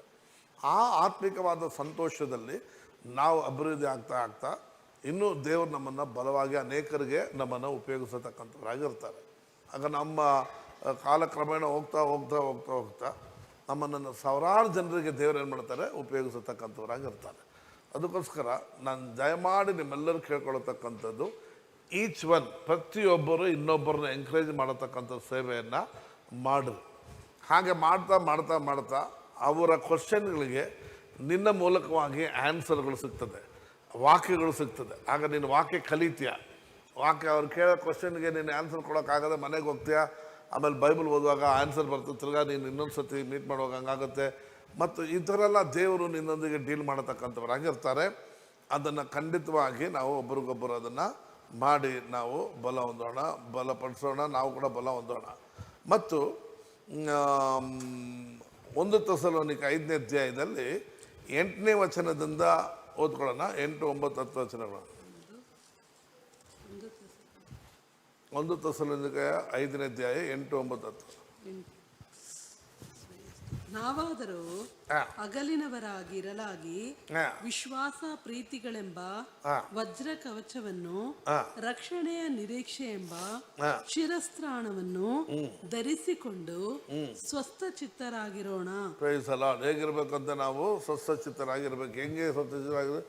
ನಾವು ದೇವರು ನಮಗೆ ಕೊಡಲ್ಪಟ್ಟ ವಿಶ್ವಾಸ ಮತ್ತು ಪ್ರೀತಿ ಎಂಬ ವಜ್ರ ಕವಚವನ್ನು ಹಾಕ್ಕೊಂಡು, ರಕ್ಷಣೆ ಎಂಬ ಶಿರಸ್ತ್ರಾಣವನ್ನು ಹಾಕೊಂಡು ಸ್ವಸ್ಥ ಚಿತ್ತರಾಗಿರೋಣ. ಹೆಂಗಿರ್ಬೇಕು ನಾವು? ತಿಕ್ಕಲಾಗಿ ಆಡ್ತಾನೆ ನೋಡು ಒಂಥರ ಅಂತ ಹೇಳ್ತಾರೆ, ಹಂಗೆ ಆಡಬಾರ್ದು. ನಾವು ಸ್ವಸ್ಥ ಚಿತ್ತರಾಗಿರ್ಬೇಕು. ನಾವೇನು ಮಾಡ್ತಿದ್ದೇವೆ, ಹೇಗೆ ಮಾಡ್ತಿದ್ವಿ, ಏನಕ್ಕೆ ಹೋಗ್ತಿದ್ದೀವಿ, ಒಂದು ಊರಿಗೆ ಹೋಗ್ತೀವಿ, ಒಬ್ಬರ ಹತ್ರ ಮಾತಾಡ್ತೀವಿ, ಏನಕ್ಕೆ ಅಂತೇಳಿ ನಮಗೆ ಅದು ಸ್ವಸ್ಥ ಬುದ್ಧಿ ಇರಬೇಕು. ನಮಗೆ ನಮ್ಮ ಉದ್ದೇಶ ಏನು? ನಾವು ಕೊಡಲ್ಪಟ್ಟ ರಕ್ಷಣೆ ಎಂಬುದು ದೃಢಪಡಿಸ್ಕೋಬೇಕು. ಪ್ರೀತಿ ಮತ್ತು ವಿಶ್ವಾಸ ಎಂಬ ವಜ್ರ ಕವಚವನ್ನು ಏನು ಮಾಡಬೇಕು, ನಾವು ಹಾಕ್ಕೋಬೇಕು. ಜನರು ನಮ್ಮನ್ನು ಭೇಟಿ ಆಗುವಾಗ ಪ್ರೀತಿ ಮತ್ತು ವಿಶ್ವಾಸ, ಹೋಪ್, ಇಂಗ್ಲೀಷ್ನಲ್ಲಿ ಹೋಪ್, ನಿರೀಕ್ಷೆ, ಈ 2 ಸಂಗತಿಗಳನ್ನು ಏನು ಮಾಡಬೇಕು, ನಮ್ಮಲ್ಲಿ ಜನರು ಕಾಣತಕ್ಕಂಥವ್ರಾಗಿರ್ಬೇಕು, ಆಯ್ತಾ. ಮತ್ತೆ ರಕ್ಷಣೆಯ ನಿರೀಕ್ಷೆ ಎಂಬ ರಕ್ಷಣೆ ಎಂಬ ನಿರೀಕ್ಷೆ, ಫೈತ್, ರಕ್ಷಣೆ ಎಂಬ ನಿರೀಕ್ಷೆಯನ್ನು, ರಕ್ಷಣೆಯ ನಿರೀಕ್ಷೆ ಎಂಬ ಶಿರಸ್ತ್ರಾಣವನ್ನು ಧರಿಸಿಕೊಂಡು ಸ್ವಸ್ಥ ಚಿತ್ತರಾಗಿರೋಣ. ನಾವೇನಾಗಿರ್ಬೇಕು? ನಾವು ಸ್ವಸ್ಥ ಚಿತ್ತರಾಗಿ ಇರಬೇಕು. ಯಾಕಂದರೆ ದೇವರು ನಮ್ಮನ್ನು ತನ್ನ ಕೋಪಕ್ಕೆ ಗುರಿಯಾಗಬೇಕೆಂದು ನೇಮಿಸದೆ, ನಮ್ಮನ್ನು ದೇವರು ತಮ್ಮ ಕೋಪಕ್ಕೆ ಗುರಿಯಾಗಬೇಕಂತ ನೇಮಿಸದೆ, ನಾವು ನಮ್ಮ ಕರ್ತನಾದ ಯೇಸು ಕ್ರಿಸ್ತನ ಮೂಲಕವಾಗಿ ರಕ್ಷಣೆಯನ್ನು ಸಂಪಾದಿಸಿಕೊಳ್ಳಬೇಕೆಂದು ನಮ್ಮನ್ನು ನೇಮಿಸಿದ್ದಾರೆ. Praise God. ಆದರೆ ಇವತ್ತು ಪ್ರಪಂಚದಲ್ಲಿ ಏನು ಮಾಡ್ತಾರೆ ಗೊತ್ತಾ? ಭಾಳ ಸಭೆಗಳಲ್ಲಿ ಭಾಳ ಕಡೆ ಇದನ್ನೇ ಪ್ರಸಂಗ ಮಾಡ್ತಾರೆ. ದೇವ್ರು ಬರುವಾಗ ನೀವು ಹೋಗ್ತೀರಾ, ನೀವು ಹೋಗೋಕ್ಕೆ ಸಾಧ್ಯತೆನಾ, ನೀವು ಹೋಗೋದಿಲ್ಲ, ನೀವು ಯಾರು ಹೋಗೋದಿಲ್ಲ ಅಂತ ಹೊಡೆದು ಹೇಳ್ತಾರೆ. ಹೊಡೆದು ಸಭೆಯನ್ನು ಇವತ್ತು ಇದನ್ನೇ ಪ್ರಸಂಗ ಮಾಡ್ಕೊಂಡು ದೊಡ್ಡ ದೊಡ್ಡ ಸೇವಕರುಗಳು ಪ್ರಸಂಗ ಮಾಡ್ತಾ ಇದ್ದಾರೆ. ಆತನು ಮಧ್ಯರಾಗದಲ್ಲಿ ಬರ್ತಾರೆ, ಒಬ್ಬರು ಕೈ ಬಿಡಲ್ಪಡ್ತಾರೆ, ಒಬ್ಬರು ಎತ್ತಲ್ಪಡ್ತಾರೆ ಅಂತ ವಾಕ್ಯಗಳು ತೋರಿಸಿ ಜನರು ಗಂಡ ಹೆಂಡತಿ ಮಧ್ಯದಲ್ಲಿ ಭಯ, ಮಕ್ಕಳಲ್ಲಿ ಭಯ ಮತ್ತು ಜನರಲ್ಲಿ ಭಯವನ್ನು ಹುಟ್ಟಿಸುವವರಾಗಿರ್ತಾರೆ. ಅದಕ್ಕೆ ನೀವು ಹೊಂದಿದ್ದಂಥ ರಕ್ಷಣೆ ವಿಷಯದಲ್ಲಿ ನಿರೀಕ್ಷೆಯ ರಕ್ಷಣೆ ಅದೇನು ರಕ್ಷಣೆ ಎಂಬ ರಕ್ಷಣೆಯ ನಿರೀಕ್ಷೆ ಎಂಬ ಶಿರಸ್ತ್ರಾಣವನ್ನು ಧರಿಸಿಕೊಂಡು ಸ್ವಸ್ಥ ಚಿತ್ತರಾಗಿರೋಣ. ಹೆಂಗಿರೋಣ ನಾವು? ಸ್ವಸ್ಥ ಚಿತ್ತರಾಗಿರೋಣ. ನಾನು ರಕ್ಷಣೆ ಹೊಂದಿದ್ದೇನೆ, ನಾನು ನಿರೀಕ್ಷಿಸುವಂಥ ಈ ರಕ್ಷಣೆಯನ್ನು ನಾನು ಕಳ್ಕೊಳ್ಳೋಕ್ಕಾಗಲ್ಲ, ನಾನು ಎಂದಿಗೂ ಕಳ್ಕೊಳ್ಳಲ್ಲ, ನನ್ನಲ್ಲಿ ಸ್ಥಿರವಾಗಿ ಇರುವಂಥದ್ದು, ದೇವ್ರು ನನಗೆ ದಯಪಾಲಿಸಿರುವಂಥದ್ದು ಅಂತ ಸ್ಥಿರವಾಗಿ ನಿಂತ್ಕೋಬೇಕು. ಯಾಕಂದ್ರೆ ದೇವರು ನಮ್ಮನ್ನು ಏನ್ ಮಾಡಿದ್ದಾರೆ? ತನ್ನ ಕೋಪಕ್ಕೆ ಗುರಿಯಾಗಬೇಕೆಂದು ನೇಮಿಸದೆ ನಾವು ನಮ್ಮ ಕರ್ತನಾದ ಯೇಸು ಕ್ರಿಸ್ತನ ಮೂಲಕವಾಗಿ ಏನಾಗ್ಬೇಕು ಅಂತ. ಆಗ ನಾವು ಕೋಪಕ್ಕೆ ಗುರಿಯಾಗಿದ್ದೇವೆ, ರಕ್ಷಣೆ ಹೊಂದೋದಕ್ಕಾಗಿ ಗುರಿ ಮಾಡಿದ್ದಾರೆ ದೇವರು ನಮ್ಮನ್ನು. ಈ ವಿಚಾರವನ್ನ ನಾವು ತಿಳಿದ ಮೇಲೆ ನಾವು ಮತ್ತೊಬ್ಬರನ್ನ ಏನ್ ಮಾಡ್ಬೇಕು? ನಾವು ಅದನ್ನ ತಿಳಿಯಪಡಿಸ್ಬೇಕು ಅನ್ನೋದೇ ಪೌಲನ ಉದ್ದೇಶ. ರೈಟ್, ಕೆಳಗೆ ಓದ್ಕೊಳ್ಳೋಣ. ಸಂಪಾದಿಸಿಕೊಳ್ಳಬೇಕೆಂದು ನೇಮಿಸಿದನು. ನಾವು ಎಚ್ಚರವಾದರೂ ಸರಿಯೇ, ನಿದ್ರೆಯಲ್ಲಿದ್ದರೂ ಒಂದು ವೇಳೆ ಸತ್ತೋಗಿದ್ರು ಸರಿಯೇ, ತನ್ನ ಜೊತೆಯಲ್ಲಿ ಜೀವಿಸಬೇಕೆಂದು ಆತನು ನಮಗೋಸ್ಕರ ಏನಾದನು? Amen, praise God. ಇದನ್ನು ಸ್ಪಷ್ಟವಾಗಿದೆ. ನಾವು ಯಾರು ಕೈ ಬಿಡಲ್ಪಡೋದಿಲ್ಲ, ನಾವೆಲ್ಲರೂ ಎತ್ತಲ್ಪಡ್ತೇವೆ ಅನ್ನೋದಕ್ಕೆ ಈ ವಾಕ್ಯವು ಬಹಳ ಸ್ಪಷ್ಟವಾಗಿ ಇರುವಂಥದ್ದನ್ನು ನಾವು ನೋಡ್ತೇವೆ. ನಾವು ಜೀವಿಸುವುದರೂ ಸರಿ, ಒಂದು ಮೊದಲೇ ಸತ್ತೋಗಿದ್ರು ಸರಿ, ನಾವು ಯಾರೊಂದಿಗೆ ಜೀವಿಸುವರಾಗಿದ್ದೇವೆ? ಇದಕ್ಕೆ ಕಾರಣ ಯಾರು? ನಾವಲ್ಲ. ಎಚ್ಚರವಾಗಿದ್ದರೆ ಜೊತೆಯಲ್ಲಿರ್ತೇವೆ. ಆತನು ನಮಗೋಸ್ಕರ ಏನಾದನು? ಜೊತೆಯಲ್ಲಿ ಜೀವಿಸಬೇಕೆಂದು ಆತನು ನಮಗೋಸ್ಕರ ಏನಾದನು? ನಾನು ಸಾಯುವಂಥದ್ದಲ್ಲ, ಆತ ನನಗಾಗಿ ಸತ್ತನು. ನಾನು ನಂಬಿಕೆಯಿಂದ ಆತ ನನಗೆ ಸತ್ತಿದ್ದೇನೆ. ರೈಟ್. ಆಮೇಲೆ ಆದುದರಿಂದ ನೀವು ನೋಡಿ, ಈಗ ಮಾಡುತ್ತಿರುವ ಪ್ರಕಾರವೇ ಒಬ್ಬರನ್ನೊಬ್ಬರು ಸಂತೈಸಿಕೊಳ್ಳುತ್ತಾ. ಈಗ ಒಬ್ಬರಿಗೊಬ್ಬರು ಏನ್ ಮಾಡೋಣ? ಈ ವಿಷಯದಲ್ಲಿ ಜನರನ್ನ ಸಂತೈಸಿಕೊಂಡು ಒಬ್ಬರ ಭಕ್ತಿಯನ್ನೊಬ್ಬರು ವೃದ್ಧಿಪಡಿಸುತ್ತಾ ಬನ್ರಿ ಎಂಬುದಾಗಿ ಪೌಲರು ಹೇಳುವಂಥದ್ದು ನಾವು ನೋಡ್ತೇವೆ. ಅದಾಗಿ ಇವುಗಳನ್ನು ಜನರಿಗೆ ಪದೇ ಪದೇ ಹೇಳಿ ಅವರನ್ನು ಪ್ರೋತ್ಸಾಹಪಡಿಸಬೇಕು, ಉತ್ಸಾಹ ಪಡಿಸತಕ್ಕಂಥವರಾಗಿ, ಭಕ್ತಿ ವೃತ್ತಿ ಹೊಂದುವಂತೆ ಅವರನ್ನು ಮಾಡತಕ್ಕಂಥವರಾಗಿರಬೇಕು. ನೋಡ್ರಿ, ಇದರಿಂದ ಪಾಸ್ಟರ್ ಇನ್ನೂ ಸ್ವಲ್ಪ ಲೈಸೆನ್ಸ್ ಕೊಟ್ಟಾಗ ಆಗತ್ತಲ್ಲ, ಹೆಂಗಿದ್ದರೂ ಒಬ್ಬರಪ್ಪ ಹೋಯ್ತೀವಿ ಅಂತೇಳಿ ಜನ ಆಗ್ತಾರಂತ ಇಲ್ಲ. ಇವುಗಳು ನಮಗಿದೆ ಎಂಬುದಾಗಿ ಗೊತ್ತಾದರೆ ಖಂಡಿತವಾಗಿ ನಮ್ಮ ಟೈಮನ್ನು ನಾವು ವೇಸ್ಟ್ ಮಾಡೋದಿಲ್ಲ. ಯಾಕೆ? ನಮಗಿರತಕ್ಕ ಸಮಯದಲ್ಲಿ ನಾವು ದೇವರ ರಾಜ್ಯಕ್ಕಾಗಿ ಏನು ಮಾಡ್ತೀವೋ ಅದಕ್ಕೆ ಪ್ರತಿಫಲ ಎಲ್ಲಿ ಮಾಡ್ತಾರೆ? ಆತನು ಬರುವಾಗ ಆತನು ನಮಗೆ ಕೊಡುವಾತನಾಗಿರ್ತಾನೆ. ಆಗ ನಾವು ಟೈಮ್ ವೇಸ್ಟ್ ಮಾಡೋದಕ್ಕೆ ನಮಗೆ ಮನಸ್ಸು ಬರೋದಿಲ್ಲ.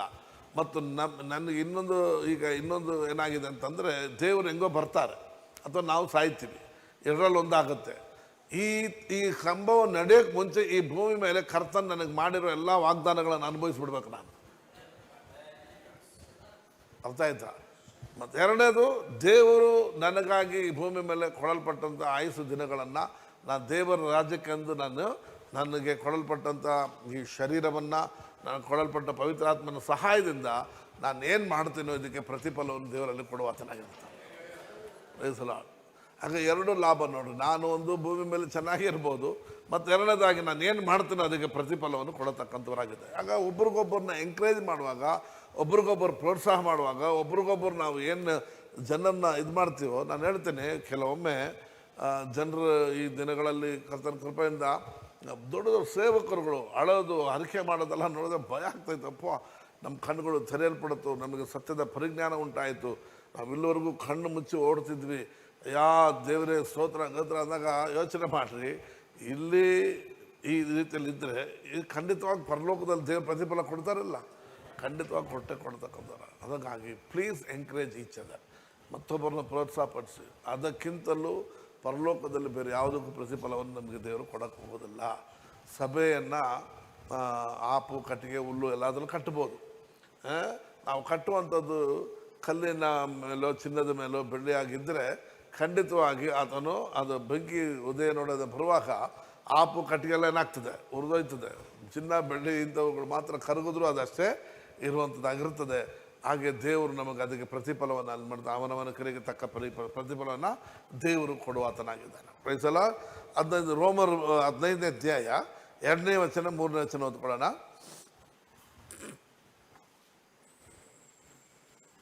ನಮ್ಮಲ್ಲಿ ಪ್ರತಿಯೊಬ್ಬನು ತನ್ನ ನೆರೆಯವನ ಹಿತವನ್ನು ಭಕ್ತಿ ವೃದ್ಧಿಯನ್ನು ಅಪೇಕ್ಷಿಸುವವನಾಗಿ ಅವನ ಸುಖವನ್ನು ನೋಡಿಕೊಳ್ಳಲಿ. 1ರಿಂದ ಓದಿ. ದೃಢವಾದ ನಂಬಿಕೆಯುಳ್ಳ ನಾವು ನಮ್ಮ ಸುಖವನ್ನು ನೋಡಿಕೊಳ್ಳದೆ, ನಮ್ಮ ಸುಖ ಮಾತ್ರ ನೋಡಿಕೊಳ್ಳದೆ, ದೃಢವಿಲ್ಲದವರ ಅನುಮಾನಗಳನ್ನು ಸಹಿಸ್ಕೋಬೇಕು. ಈಗ ದೃಢವಿಲ್ಲದಿದ್ದವರು ಅವಮಾನವನ್ನು ಏನ್ ಮಾಡ್ಬೇಕು? ನಾವು ಸಹಿಸ್ಕೋಬೇಕು. ಕೆಲವು ನಮ್ಮ ಹಾಗೆ ನಂಬಿಕೆಯಲ್ಲಿಲ್ಲ, ನಮ್ಮ ಹಾಗೆ ಒಂದು ವೇಳೆ ಸತ್ಯ ಗೊತ್ತಿಲ್ಲ, ನಮ್ಮ ಹಾಗೆ ಅವರಿಗೆ ವಾಕ್ಯದ ಪರಿಜ್ಞಾನ ಇಲ್ಲ, ನಮ್ಮ ಹಾಗೆ ಒಂದು ವೇಳೆ ಅವರು ಪ್ರಾರ್ಥನೆ ಮಾಡೋಕ್ಕೆ ಆಗೋಲ್ಲ, ನಮ್ಮ ಹಾಗೆ ಸಭೆ ಕೂಡಿ ಬರೋಕೆ ಆಗೋದಿಲ್ಲ, ನಮ್ಮ ಹಾಗೆ ಒಂದು ವೇಳೆ ಅವರು ಸೇವೆ ಮಾಡೋಕ್ಕೆ ಅವರಿಗೆ ಇಲ್ಲ, ಮನಸ್ಸಿಲ್ಲ. ಅದನ್ನ ಏನ್ ಮಾಡ್ಬೇಕು? ನಾವು ಸಹಿಸಿಕೊಂಡು ನಮ್ಮಲ್ಲಿ ಪ್ರತಿಯೊಬ್ಬನು ತನ್ನ ನೆರೆಯವನ ಹಿತವನ್ನು ಭಕ್ತಿ ವೃದ್ಧಿಯನ್ನು ಅವರ ಭಕ್ತಿ ವೃತ್ತಿಯನ್ನು ಅಪೇಕ್ಷಿಸುವವನಾಗಿ ಏನ್ ಮಾಡುವವರಾಗಿರ್ಬೇಕು? ನಾವು ಅಪೇಕ್ಷಿಸುವವರಾಗಿರ್ಬೇಕು. ನಾನು ಮಾತ್ರ ಆದ್ರೆ ಸಾಕು ಎಂಬುದಾಗಿ ಹೇಳುವಂಥದ್ದು ಅದು ಸ್ವಾರ್ಥ ಆಯಿತು. ಅಲ್ಲ, ಈಗ ನಾನು ಹೇಳುವಂಥ ಒಂದೇ ಒಂದು ವಿಚಾರ ತಿಳ್ಕೊಳ್ರಿ. ಒಂದು ಕಂಪನಿಗೆ ಕೆಲಸಕ್ಕೆ ಸೇರ್ಕೊತೀವಿ, ಕಂಪನಿಯಲ್ಲಿ ಕೆಲಸಕ್ಕೆ ಸೇರ್ಕೋತೀವಿ ಅನ್ನೋ ಖುಷಿ ನಿನಗಿರ್ಬೋದು, ಸಂಬಳ. ಬಟ್ ಕಂಪನಿಯವರ ಉದ್ದೇಶ ಏನು? ಹೇಳಿ. ಈಗ ಯಶವಂತ್, ನಿಮ್ಮ ಹತ್ರ ಒಬ್ಬರನ್ನ ಕೆಲಸಕ್ಕೆ ಸೇರ್ಕೋತೀರ, ಅವ್ರಿಗೆ ಖುಷಿ ಆಗ್ಬಿಡ್ತದೆ, ನಾನು ಕೆಲಸಕ್ಕೆ ಸೇರ್ಕೊಂಡೆ, ನನ್ನ ಕೆಲಸಕ್ಕೆ ಕೊಟ್ಬಿಟ್ರಪ್ಪ ಅಂತ. ಓಕೆ, ಅವ್ರ ಖುಷಿ ಕೆಲಸಕ್ಕೆ ಸೇರ್ಕೊಂಡ್ಬಿಟ್ರು ಸಂಬಳ ಸಿಗ್ತದೆ ಅಂತ. ನಿನ್ನ ಅಪೇಕ್ಷೆ ಏನು? ಅವನಿಂದ ನನಗೇನು ಬರಬೇಕು? ಈಗ ನೀನು ಹೇಳಿ, ನೀನು ರಕ್ಷಣೆ ಹೊಂದಿದ್ಯಾ, ದೀಕ್ಷಾಸನ ತಗೊಂಡ್ಬಿಟ್ಟಿದ್ಯಾ, ವರಗಳು ಹೊಂದಿದ್ಯಾ, ಅಭಿಷೇಕ ಹೊಂದಿದ್ಯಾ, ಕೈ ತರ್ತೀಯ, ಎಲ್ಲ ಮಾಡ್ತೀಯಾ? ಅಲ್ಲೇ ಇದು ಏನಕ್ಕೆ? ಅದರಿಂದ ದೇವರ ರಾಜ್ಯಕ್ಕೆ ಏನಾಯ್ತು? ನಿನಗೆ ಕೊಡಲ್ಪಟ್ಟ ವರಗಳಿಂದ, ನಿನಗೆ ಕೊಡಲ್ಪಟ್ಟ ಅಭಿಷೇಕದಿಂದ, ನಿನಗೆ ಕೊಡಲ್ಪಟ್ಟ ರಕ್ಷಣೆಯಿಂದ, ನಿನಗೆ ಕೊಡಲ್ಪಟ್ಟ ಒಂದು ಒಳ್ಳೆ ಸಭೆಯಿಂದ ನೀನು ಈ ರೀತಿಯಲ್ಲಿ ಬೈಬಲ್ ಸ್ಟಡಿಗಳೆಲ್ಲ ಕೇಳೋದಕ್ಕೆ ಅವಕಾಶ ದೊರಕಿದ್ದಕ್ಕೆ ನೀನು ಖಂಡಿತವಾಗಿ ಪುಣ್ಯ ಪಡೆದಿದ್ಯಾ. ಬಟ್ ನಿನ್ನನ್ನು ಪಡೆದವ್ರ ಪುಣ್ಯ ಏನು? ಅವ್ರ ಕತೆ ಹೆಂಗೆ? ಆಗ ಯೋಚನೆ ಮಾಡ್ರಿ, ನಿಮ್ಮಿಂದ ಅವರಿಗೆ ಲಾಭ ಆಗಬೇಕು, ಆ ಕಂಪನಿಗೆ ಏನಾಗಬೇಕು? ಆಗ ದೇವರ ರಾಜ್ಯದಲ್ಲಿ ಬಲಹೀನರು ಭಾಳ ಜನ ಇದ್ದಾರೆ, ವೀಕ್ ಆಗಿರತಕ್ಕಂಥವ್ರು ಇದ್ದಾರೆ, ಗೊತ್ತಿಲ್ಲದಕ್ಕಂಥವರು ಇದ್ದಾರೆ, ಕೂತಿರುವವರು ಇದ್ದಾರೆ, ಓಡದೇ ಇರುವವರು ಇದ್ದಾರೆ. ಇಂಥವ್ರನ್ನ ಪ್ರೋತ್ಸಾಹ ಪಡಿಸತಕ್ಕಂಥದ್ದು, ಇಂಥವ್ರನ್ನ ಬಲಪಡಿಸತಕ್ಕಂಥದ್ದು, ಇಂಥವರನ್ನ ವಾಕ್ಯದ ಮೂಲಕ ಮಾತಾಡ್ತಾ ಅವರು ಏನಾಗ್ತಾರೆ? ಎಂಕರೇಜ್ ಆಗತಕ್ಕಂಥವರಾಗಿರ್ತಾರೆ. ಗೊತ್ತಾಯ್ತರ? ನಾವು ಯಾರಾದರೂ ಒಂದು ಪಾಸ್ಟರ್ ಜೊತೆಲಿ ನಾನು ಒಂದು ವೇಳೆ ಮಾತಾಡಿದ್ರೆ 1 hour 1.5 hour ಮಾತಾಡ್ತೀನಿ. 2 hours ಎಲ್ಲ ಸರ್ವಸಾಧಾರಣ. ಕೆಲವೊಮ್ಮೆ ಪುಡಿ ರಾತ್ರಿ ಮಾತಾಡ್ತೀನಿ, ರಾತ್ರಿಯಿಂದ ಬೆಳಗ್ಗೆವರೆಗೂ ಮಾತಾಡಿದ್ದೀನಿ ಎಷ್ಟೋ ಸತಿ. ಗಾಡಿಯಲ್ಲಿ ಹತ್ಕೊಂಡ್ರೆ ಇಲ್ಲಿಂದ ಹಿಡಿದು ಎಲ್ಲಿ ಹೋಗ್ತೀವೋ ಅಲ್ಲಿವರೆಗೂ ಮಾತಾಡೋಕ್ಕೆ ಕೆಲವೊಮ್ಮೆ ಆಗ್ತದೆ. ಆದರೆ ಇದರಿಂದ ಏನಾಗಬೇಕು? ಮತ್ತೊಬ್ಬರು ಭಕ್ತಿ ವೃತ್ತಿ ಹೊಂದಬೇಕು, ಸತ್ಯ ತಿಳ್ಕೋಬೇಕು, ವಾಕ್ಯ ತಿಳ್ಕೋಬೇಕು. ಹಾಗಾಗಿ ನಮಗೆ ದೇವರು ಅದಕ್ಕೆ ವರಗಳು ಕೊಟ್ಟಿದ್ದಾರೆ, ಅದಕ್ಕೆ ಅಭಿಷೇಕ ಕೊಟ್ಟಿದ್ದಾರೆ. ನಾನು ಅಭಿಷೇಕ ಹೊಂದ್ಕೊಂಡು ಪವರ್ ಆಗ್ಬಿಡ್ತೀನಿ, ಅದು ಪವರ್ ಯಾವ ಪವರ್ ಅಲ್ಲ. ಮತ್ತೊಬ್ಬರನ್ನು ಭಕ್ತಿ ವೃತ್ತಿಯನ್ನು ಉಂಟು ಮಾಡತಕ್ಕಂಥದ್ದು, ಮತ್ತೊಬ್ಬರನ್ನು ಪ್ರೋತ್ಸಾಹ ಪಡಿಸತಕ್ಕಂಥದ್ದು, ಮತ್ತೊಬ್ಬರಿಗೆ ಪ್ರಯೋಜನವಾಗಿರತಕ್ಕಂಥದ್ದು, ಮತ್ತೊಬ್ಬರಿಗೆ ನಾನು ಆಶೀರ್ವಾದವಾಗಿರತಕ್ಕಂಥದ್ದು, ಮತ್ತೊಬ್ಬರಿಗೆ ನಾನು ಕ್ರಿಸ್ತನ ವಿಷಯದಲ್ಲಿ ಹೇಳಿ ಅವರನ್ನು ಎಂಕರೇಜ್ ಮಾಡತಕ್ಕಂಥ ಕೆಲಸಗಳನ್ನು ಪ್ರತಿಯೊಬ್ಬರೂ ಕೂಡ ನಾವೇನು ಮಾಡಬೇಕು? ಅದನ್ನು ಮಾಡತಕ್ಕಂಥವ್ರಾಗಿ ಇರಬೇಕು. ಅದು ನಡೆಯಲಾದರೂ, ನುಡಿಯಲಾದರೂ, ಕ್ರಿಯೆಗಳಾದರೂ ಮಾಡುವವರಾಗಿರ್ಬೇಕು. ಓದ್ಕೊಳ್ಳೋಣ. ಯಾಕಂದರೆ ನೋಡಿ, ಕ್ರಿಸ್ತನು ಸಹ ತನ್ನ ಸುಖವನ್ನು ನೋಡಿಕೊಳ್ಳಿಲ್ಲ. ದೇವರೇ ನಿನ್ನನ್ನು ದೂಷಿಸಿದವರ ದೂಷಣೆಗಳು ನನ್ನ ಮೇಲೆ ಬಂದವು ಎಂಬುದಾಗಿ ಬರೆದಿರುವಂತೆ ಆತನಿಗೆ ಏನಾಯ್ತು? ಏನಾಯ್ತು? ಸಂಭವಿಸಿತಲ್ಲ. Right. Praise the lord. Hallelujah. ಹಾಗಾಗಿ ಯೋಚನೆ ಮಾಡ್ರಿ, ನನಗೇನು ಲಾಭ ಬರ್ತದೆ ಎಂಬುದಾಗಿ ನೋಡೋದನ್ನ ಫಸ್ಟು ಬಿಡೋಣ. ನಾವು ಎಷ್ಟು ಮಟ್ಟಕ್ಕೆ ನನ್ನ ಮೂಲಕವಾಗಿ ಮತ್ತೊಬ್ಬರಿಗೆ ಪ್ರಯೋಜನವಾಗಿದೆ ಎಂಬುದಾಗಿ ನೆನೆಸುವುದಾದರೆ ನಾನು ನೆನೆತೇನೆ, ನಮಗೆ ಯಾವ ಕೊರತೆ ದೇವರು ಬಿಡುವುದೇ ಇಲ್ಲ. ನಾನು ಹೇಳ್ತೇನೆ, ಸತ್ಯ ಹೇಳ್ತೇನೆ. ಒಂದು ವೇಳೆ ನಮ್ಮ ಸಪೋರ್ಟ್ ನಮಗೆ ಸಾಕಾಗದೆ ಇರ್ಬೋದು ರೀ, ಆದರೆ ನಾನು ದೇವರಿಗೆ ಸೇವೆ ಮಾಡೋದ್ರಿಂದ ದೇವರು ನನ್ನ ಅಗತ್ಯಗಳೆಲ್ಲವನ್ನು ಸಂಧಿಸಕ್ಕೆ ಶಕ್ತನಾಗಿದೆ. ಇವತ್ತು ಈ ವಾರ ಕೂಡ ನಮಗೆ ಬಂದಿರತಕ್ಕಂಥ ಕಾಣಿಕೆ ಒಂದು ಕಡಿಮೆ.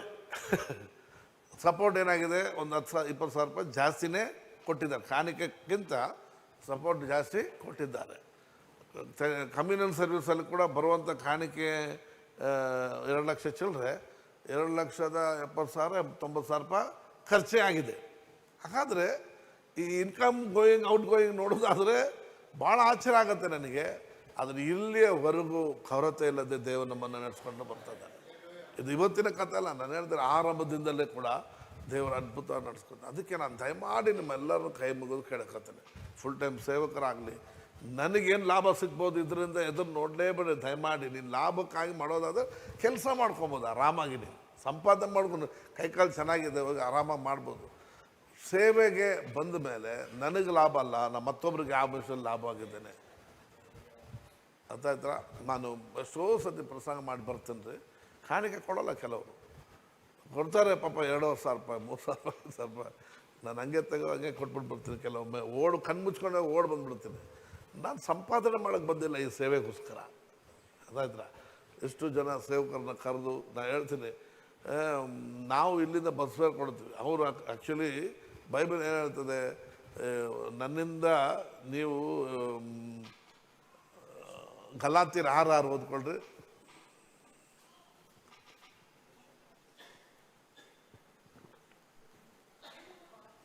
ದೇವರ ವಾಕ್ಯದಲ್ಲಿ ಉಪದೇಶ ಹೊಂದುವವನು, ಈಗ ನೀವೆಲ್ಲ ಉಪದೇಶ ಹೊಂದಿದ್ರೆ ಇಲ್ಲ ಹೊಂತೀರಾ ಇಲ್ವಾ? ರೈಟ್. ನೀವು ನನಗೇನು ಕೊಡ್ತೀರಾ? ಪುಕ್ಕಟ್ಟೆಲ್ಲ ಮಾಡ್ಕೊಡ್ತೀನಿ ನಿಮಗೆ. ಬಟ್ ನಾನು ನಿಮಗೆ ಮಾಡ್ತಲ್ಲ, ನಾನು ದೇವ್ರಿಗೆ ಮಾಡ್ತಾ ಇರೋದ್ರಿಂದ ಒಂದು ಟ್ಯೂಷನ್ ತೆಗೆ ಹುಡುಗ ಕಾಸು ತಗೋತಾನೆ ಅಲ್ವಾ? ಅದಕ್ಕಿಂತ ಕೇಳಾಗಿಲ್ಲಲ್ಲ, ಕುಯ್ತಾ ಇಲ್ವಲ್ಲ ಹಾಕ್ಕೊಂಡು ಬರ್ರ ಅಂತ. ಆಯ್ತಾ? ಉಪದೇಶ ಹೊಂದುವವನು, ಉಪದೇಶ ಮಾಡುವವನಿಗೆ ತನಗಿರುವ ಎಲ್ಲಾ ಒಳ್ಳೆ ಕೇಳಿ ಗಮನ ಕೇಳಿ. ದಶಮ ಭಾಗ ಅಲ್ಲ, ಕಾಣಿಕೆ ಅಲ್ಲಪ್ಪ, ನಿನಗೇನೆಲ್ಲ ಒಳ್ಳೇದಿದೆಯೋ ಆ ಒಳ್ಳೇದ್ರಲ್ಲೆಲ್ಲ ಏನು ಕೊಡ್ಬೇಕು ನೀನು? ನನಗೆ ಪಾಲು ಕೊಡಬೇಕು. ದಶಮ ಭಾಗ ಕೊಡೋದು ಬಿಡು, ಆ ಕಡೆ ಪಾಲು ಕೊಡ್ಬೇಕು ನನಗೆ. ನಿನಗೇನೆಲ್ಲ ಒಳ್ಳೇದಿದೆಯೋ ಅದ್ರಲ್ಲೇನು ಕೊಡಬೇಕು? ಪ್ರಕಾಶ, ಅರ್ಥ ಆಯ್ತಾ? ಇಲ್ಲಿಂದ ಚುಟ್ಕೊಂಡು ಹೋಗ್ಬಿಡ್ಬಾರ್ದು. ಟೈರ್ಗೆ ಹಾಕು, ಅದಕ್ಕೆ ಹಾಕು, ಇದಕ್ಕೆ ಹಾಕು. ಇನ್ಶೂರೆನ್ಸ್ ಕೂಡ ನಾನೇ ಕಟ್ಟಬೇಕು ಅಂತಂದರೆ ಸೊಂಬು ತಗೊಂಡು ಹೋಗ್ಬೇಕು ನಾನು.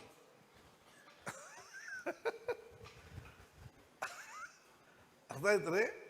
ಅಲ್ಲ, ಮನಸ್ಸು ಇರಲಿ ನಿಮಗೆ, ಏನಿರಲಿ. ಅಯ್ಯೋ ಅಣ್ಣ ಅದನ್ನು ಕೇಳಿದ್ದೀನಿ ಯಾವತ್ತಾದರೂ ಅದೇ ಖುಷಿಯಲ್ಲಿ ಇಟ್ಕೊಂಡಿದ್ದು ಯಾರು ಒಬ್ಬರು ಕೊಟ್ಟಿದ್ದೀರಿ ನೀವು?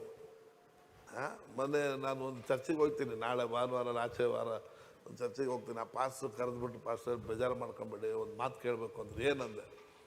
ಅಲ್ಲ, ನಮ್ಮ ಚರ್ಚಲ್ಲಿ ಪ್ರಸಂಗ ಮಾಡ್ತಿದ್ದಾಗ ಯಾರಿಗೆ ಟಚ್ ಆಯ್ತದೋ ಆ ಓಡೋಡು ಬಂದು ಕಾಸು ಕೊಡ್ತಾರೆ. ಆ ಥರ ಕೊಡುವಾಗ ನಿಮ್ಗೇನೋ ಮನಸ್ಸು ಬೇಜಾರಾಗ್ಬಿಡ್ತದ ಅಂದರು. ಅವ್ರ ಖುಷಿಯಲ್ಲಿ ತಗೊಂಬಂದು ವಾಕ್ಯ ಟಚ್ ಆಗಿಬಿಟ್ರೆ ಅವ್ರ ಖುಷಿಯಲ್ಲಿ ಓಡ್ಬಂದು ಕೈಲಿ ಕಾಸು ಕೊಡ್ತಾನೆ ಇರ್ತಾರೆ. ಆ ಥರ ನಿಮಗೇನೋ ಪ್ರಸಂಗ ಮಾಡುವಾಗ ಡಿಸ್ಟರ್ಬ್ ಆಗುತ್ತಾ ಅಂತಂದರು. ನಾನು ಸ್ವಲ್ಪ ಯೋಚನೆ ಮಾಡಿದೆ, ಇದೇನಪ್ಪ ವ್ಯತ್ಯಾಸವಾಗಿ ಕೇಳ್ತಾರೆ. ಯೋಚನೆ ಮಾಡಿರಿ,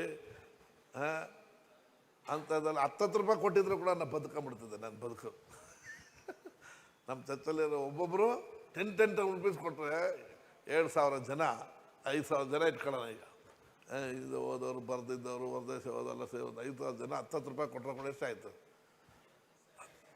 ಆರಾಮಾಗಿ ನಾನು ಅದನ್ನು ಕೂಡ ದೇವರಾಜಕ್ಕೆ ಆಗ್ತಿದ್ದರೆ ಉದಾಹರಣೆಗೆ ಹೇಳ್ತೀನಿ ನಾನು. ಹಾಗಾಗಿ ನಮ್ಮ ಇಂಟೆನ್ಷನ್ ದುಡ್ಡಲ್ರಿ, ಆದರೆ ನಮ್ಮ ಇಂಟೆನ್ಷನ್ನು ದೇವರ ಸಭೆಯು ಭಕ್ತಿಯುಕ್ತಿ ಆಗಬೇಕು.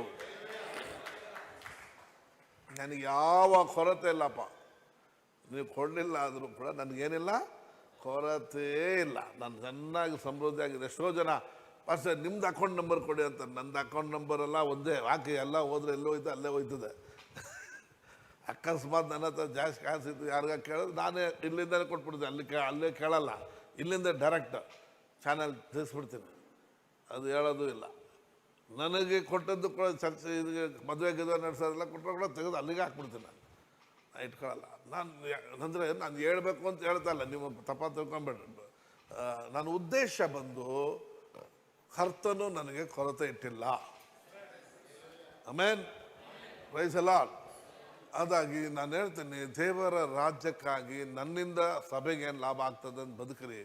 ಕರ್ತನು ನಿನ್ನ ಅಗತ್ಯಗಳನ್ನು ಮನುಷ್ಯ ಕೈ ಬಿಟ್ಬಿಡ್ಬೋದು, ನಮ್ಮಂಥ ದೇವ್ರು ನಿನ್ನ ಕೈ ಬಿಡೋದಲ್ಲ.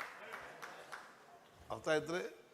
ದಯಮಾಡಿ ನಾನು ಹೇಳ್ತೇನೆ, ದೇವ್ರ ಕೈ ಬಿಡುವನಲ್ವೇ ಅಲ್ಲ. ಅರ್ಥ ಆಯ್ತಾ? ಅದಾಗಿ ಪ್ಲೀಸ್, ಯೇಸು ಸ್ವಾಮಿ ಹಾಗೆ ಮಾಡಿದ್ರು. ಓದ್ಕೊಳ್ಳಿ ಈ 3ನೇ ವಚನ, ರೋಮರ್ 15:3. ಯಾವುದು ಅಂತ ಹೇಳ್ತಾರೆ, ಇವಾಗ ತಾನೇ ಓದಿದ್ರೆ.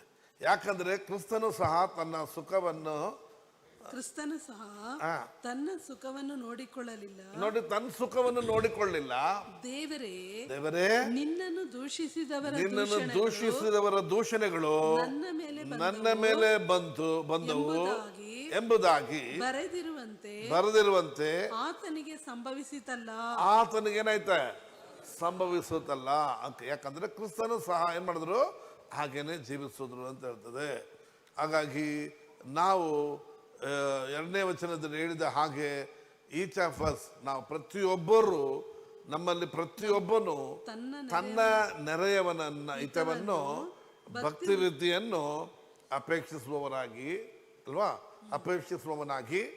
ಅವನ ಸುಖವನ್ನು ನೋಡಿಕೊಳ್ಳಲಿ. ನಮ್ದು ಹೆಂಗೆ? ಸ್ವಲ್ಪ ಯೋಚನೆ ಮಾಡಿ ಪ್ಲೀಸ್.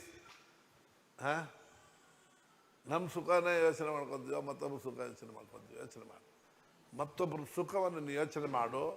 ನಾನು ಹೇಳ್ತೇನೆ, ನಿನಗೆ ಯಾವ ಕೊರತೆ ಇರೋದಿಲ್ಲ ರೀ. ಮತ್ತೊಬ್ಬನ ಸುಖ ನೀನು ಯೋಚನೆ ಮಾಡು. ಮತ್ತೊಬ್ಬನ ಹೊಟ್ಟೆ, ಮತ್ತೊಬ್ಬನ ಬಟ್ಟೆ, ಮತ್ತೊಬ್ಬನ ಕಷ್ಟ, ಮತ್ತೊಬ್ಬನ ನೋವು, ಮತ್ತೊಬ್ಬನ ಕಾರ್ಯ ಎಂಬುದಾಗಿ ನಿನ್ನ ಮನಸ್ಸಿರಲಿ. ನಾನು ಹೇಳ್ತೇನೆ, ನಿನಗೆ ಯಾವ ಕೇಡು ನಿನಗೆ ಸಂಭವಿಸೋದಿಲ್ಲ. ಪ್ರೈಸಲ್ಲ. ಎಲ್ಲಿ ಕೈ ಹಾಕಿದ್ರೆ ಲಾಭ ಸಿಗ್ತದೆ, ಅಲ್ಲಿ ಕೈ ಹಾಕಿದ್ರೆ ಸಿಗ್ತದೆ. ನಾನು ಹೇಳ್ತೀನಿ, ನಿನ್ನ ಜೀವನ ಪೂರ್ತಿ ನಿನ್ನ ಲಾಭ ಇದ್ಗಡೆ ಸುತ್ಕೊಂಡಿರ್ಬೇಕು. ಈತ ಭಾಳ ಕಷ್ಟ ಆಗುತ್ತೆ. ಭಾಳ ಜನರು ಇವತ್ತು ಹಿತಕ್ಕಾಗಿ ಸೇವೆ ಮಾಡ್ತಾರೆ. ಕೊಡಿ ಕೊಡಿ ಕೊಡಿ ಕೊಡಿ ಕೊಡಿ ಕೊಡಿ ಕೊಡಿ ಕೊಡಿ ಕೊಡಿ. ಸ್ವಿಮ್ಮಿಂಗ್ ಪೂಲಲ್ಲೂ 5 ಸ್ಟಾರ್ ಹೋಟ್ಲಲ್ಲೂ ತಗೊಂಡು ಕಂಡವನಿಗೆಲ್ಲ ತಿಂದ್ಕೊಂಡು ಮಾಡ್ಕೊಂಡು ಜಾಲಿ ಮಾಡ್ಕೊಂಡಿರೋಕ್ಕೆ ಜನರು ಬೇವರು ರಕ್ತನ ಹಿಂಡಾಕ್ಬಿಡ್ತಾರೆ. ಹಾಗಾಗಿ ನಮಗೆ ಬಂದು ಮತ್ತೊಬ್ಬರ ಸುಖವನ್ನು ನಾವು ಬಯಸೋರಾಗಿರ್ಬೇಕೆ ಹೊರತು ನನ್ನ ಸುಖವನ್ನು ಬಯಸತಕ್ಕಂಥದ್ದನ್ನು ನಾವೇನು ಮಾಡಬಾರ್ದು. ನಾವು ಅದರ ಮೈಂಡ್ ಉಳ್ಳವರಾಗಿ ನಾವು ಕಾಣ್ಪಡಬಾರ್ದು. ಅದಕ್ಕೋಸ್ಕರ ಬಿಕಾರಿಯಾಗಿ ಇರಬೇಕು ಅನ್ನೋದೆಲ್ಲ ನಾನು ಹೇಳ್ತೇನೆ. ಪೌಲ್ ಹೇಳ್ತಾನೆ, ನಾವು ಅನೇಕರು ಏನು ಮಾಡಿದ್ದೀವರ ಐಶ್ವರ್ಯವಂತರಾಗಿ ರಾಜರನ್ನಾಗಿ ನಮ್ಮೊಂದಿಗೆ ನೀವು ಆಡೋದಾದ್ರೆ ಚೆನ್ನಾಗಿರ್ತೈತಲ್ಲ ಅಂತೇಳಿ ಹೇಳೋನಾಗಿದ್ದಾನೆ. ಕೊಲೋಸ 1 ಕೊರಿಂಥಿ 14ನೇ ಅಧ್ಯಾಯ 12ನೇ ವಚನವನ್ನು ಓದ್ಕೊಳ್ಳೋಣ.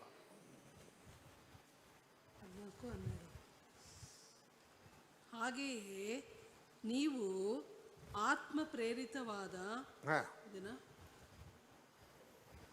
14:12 1 ಕೊರಿಂಥಿ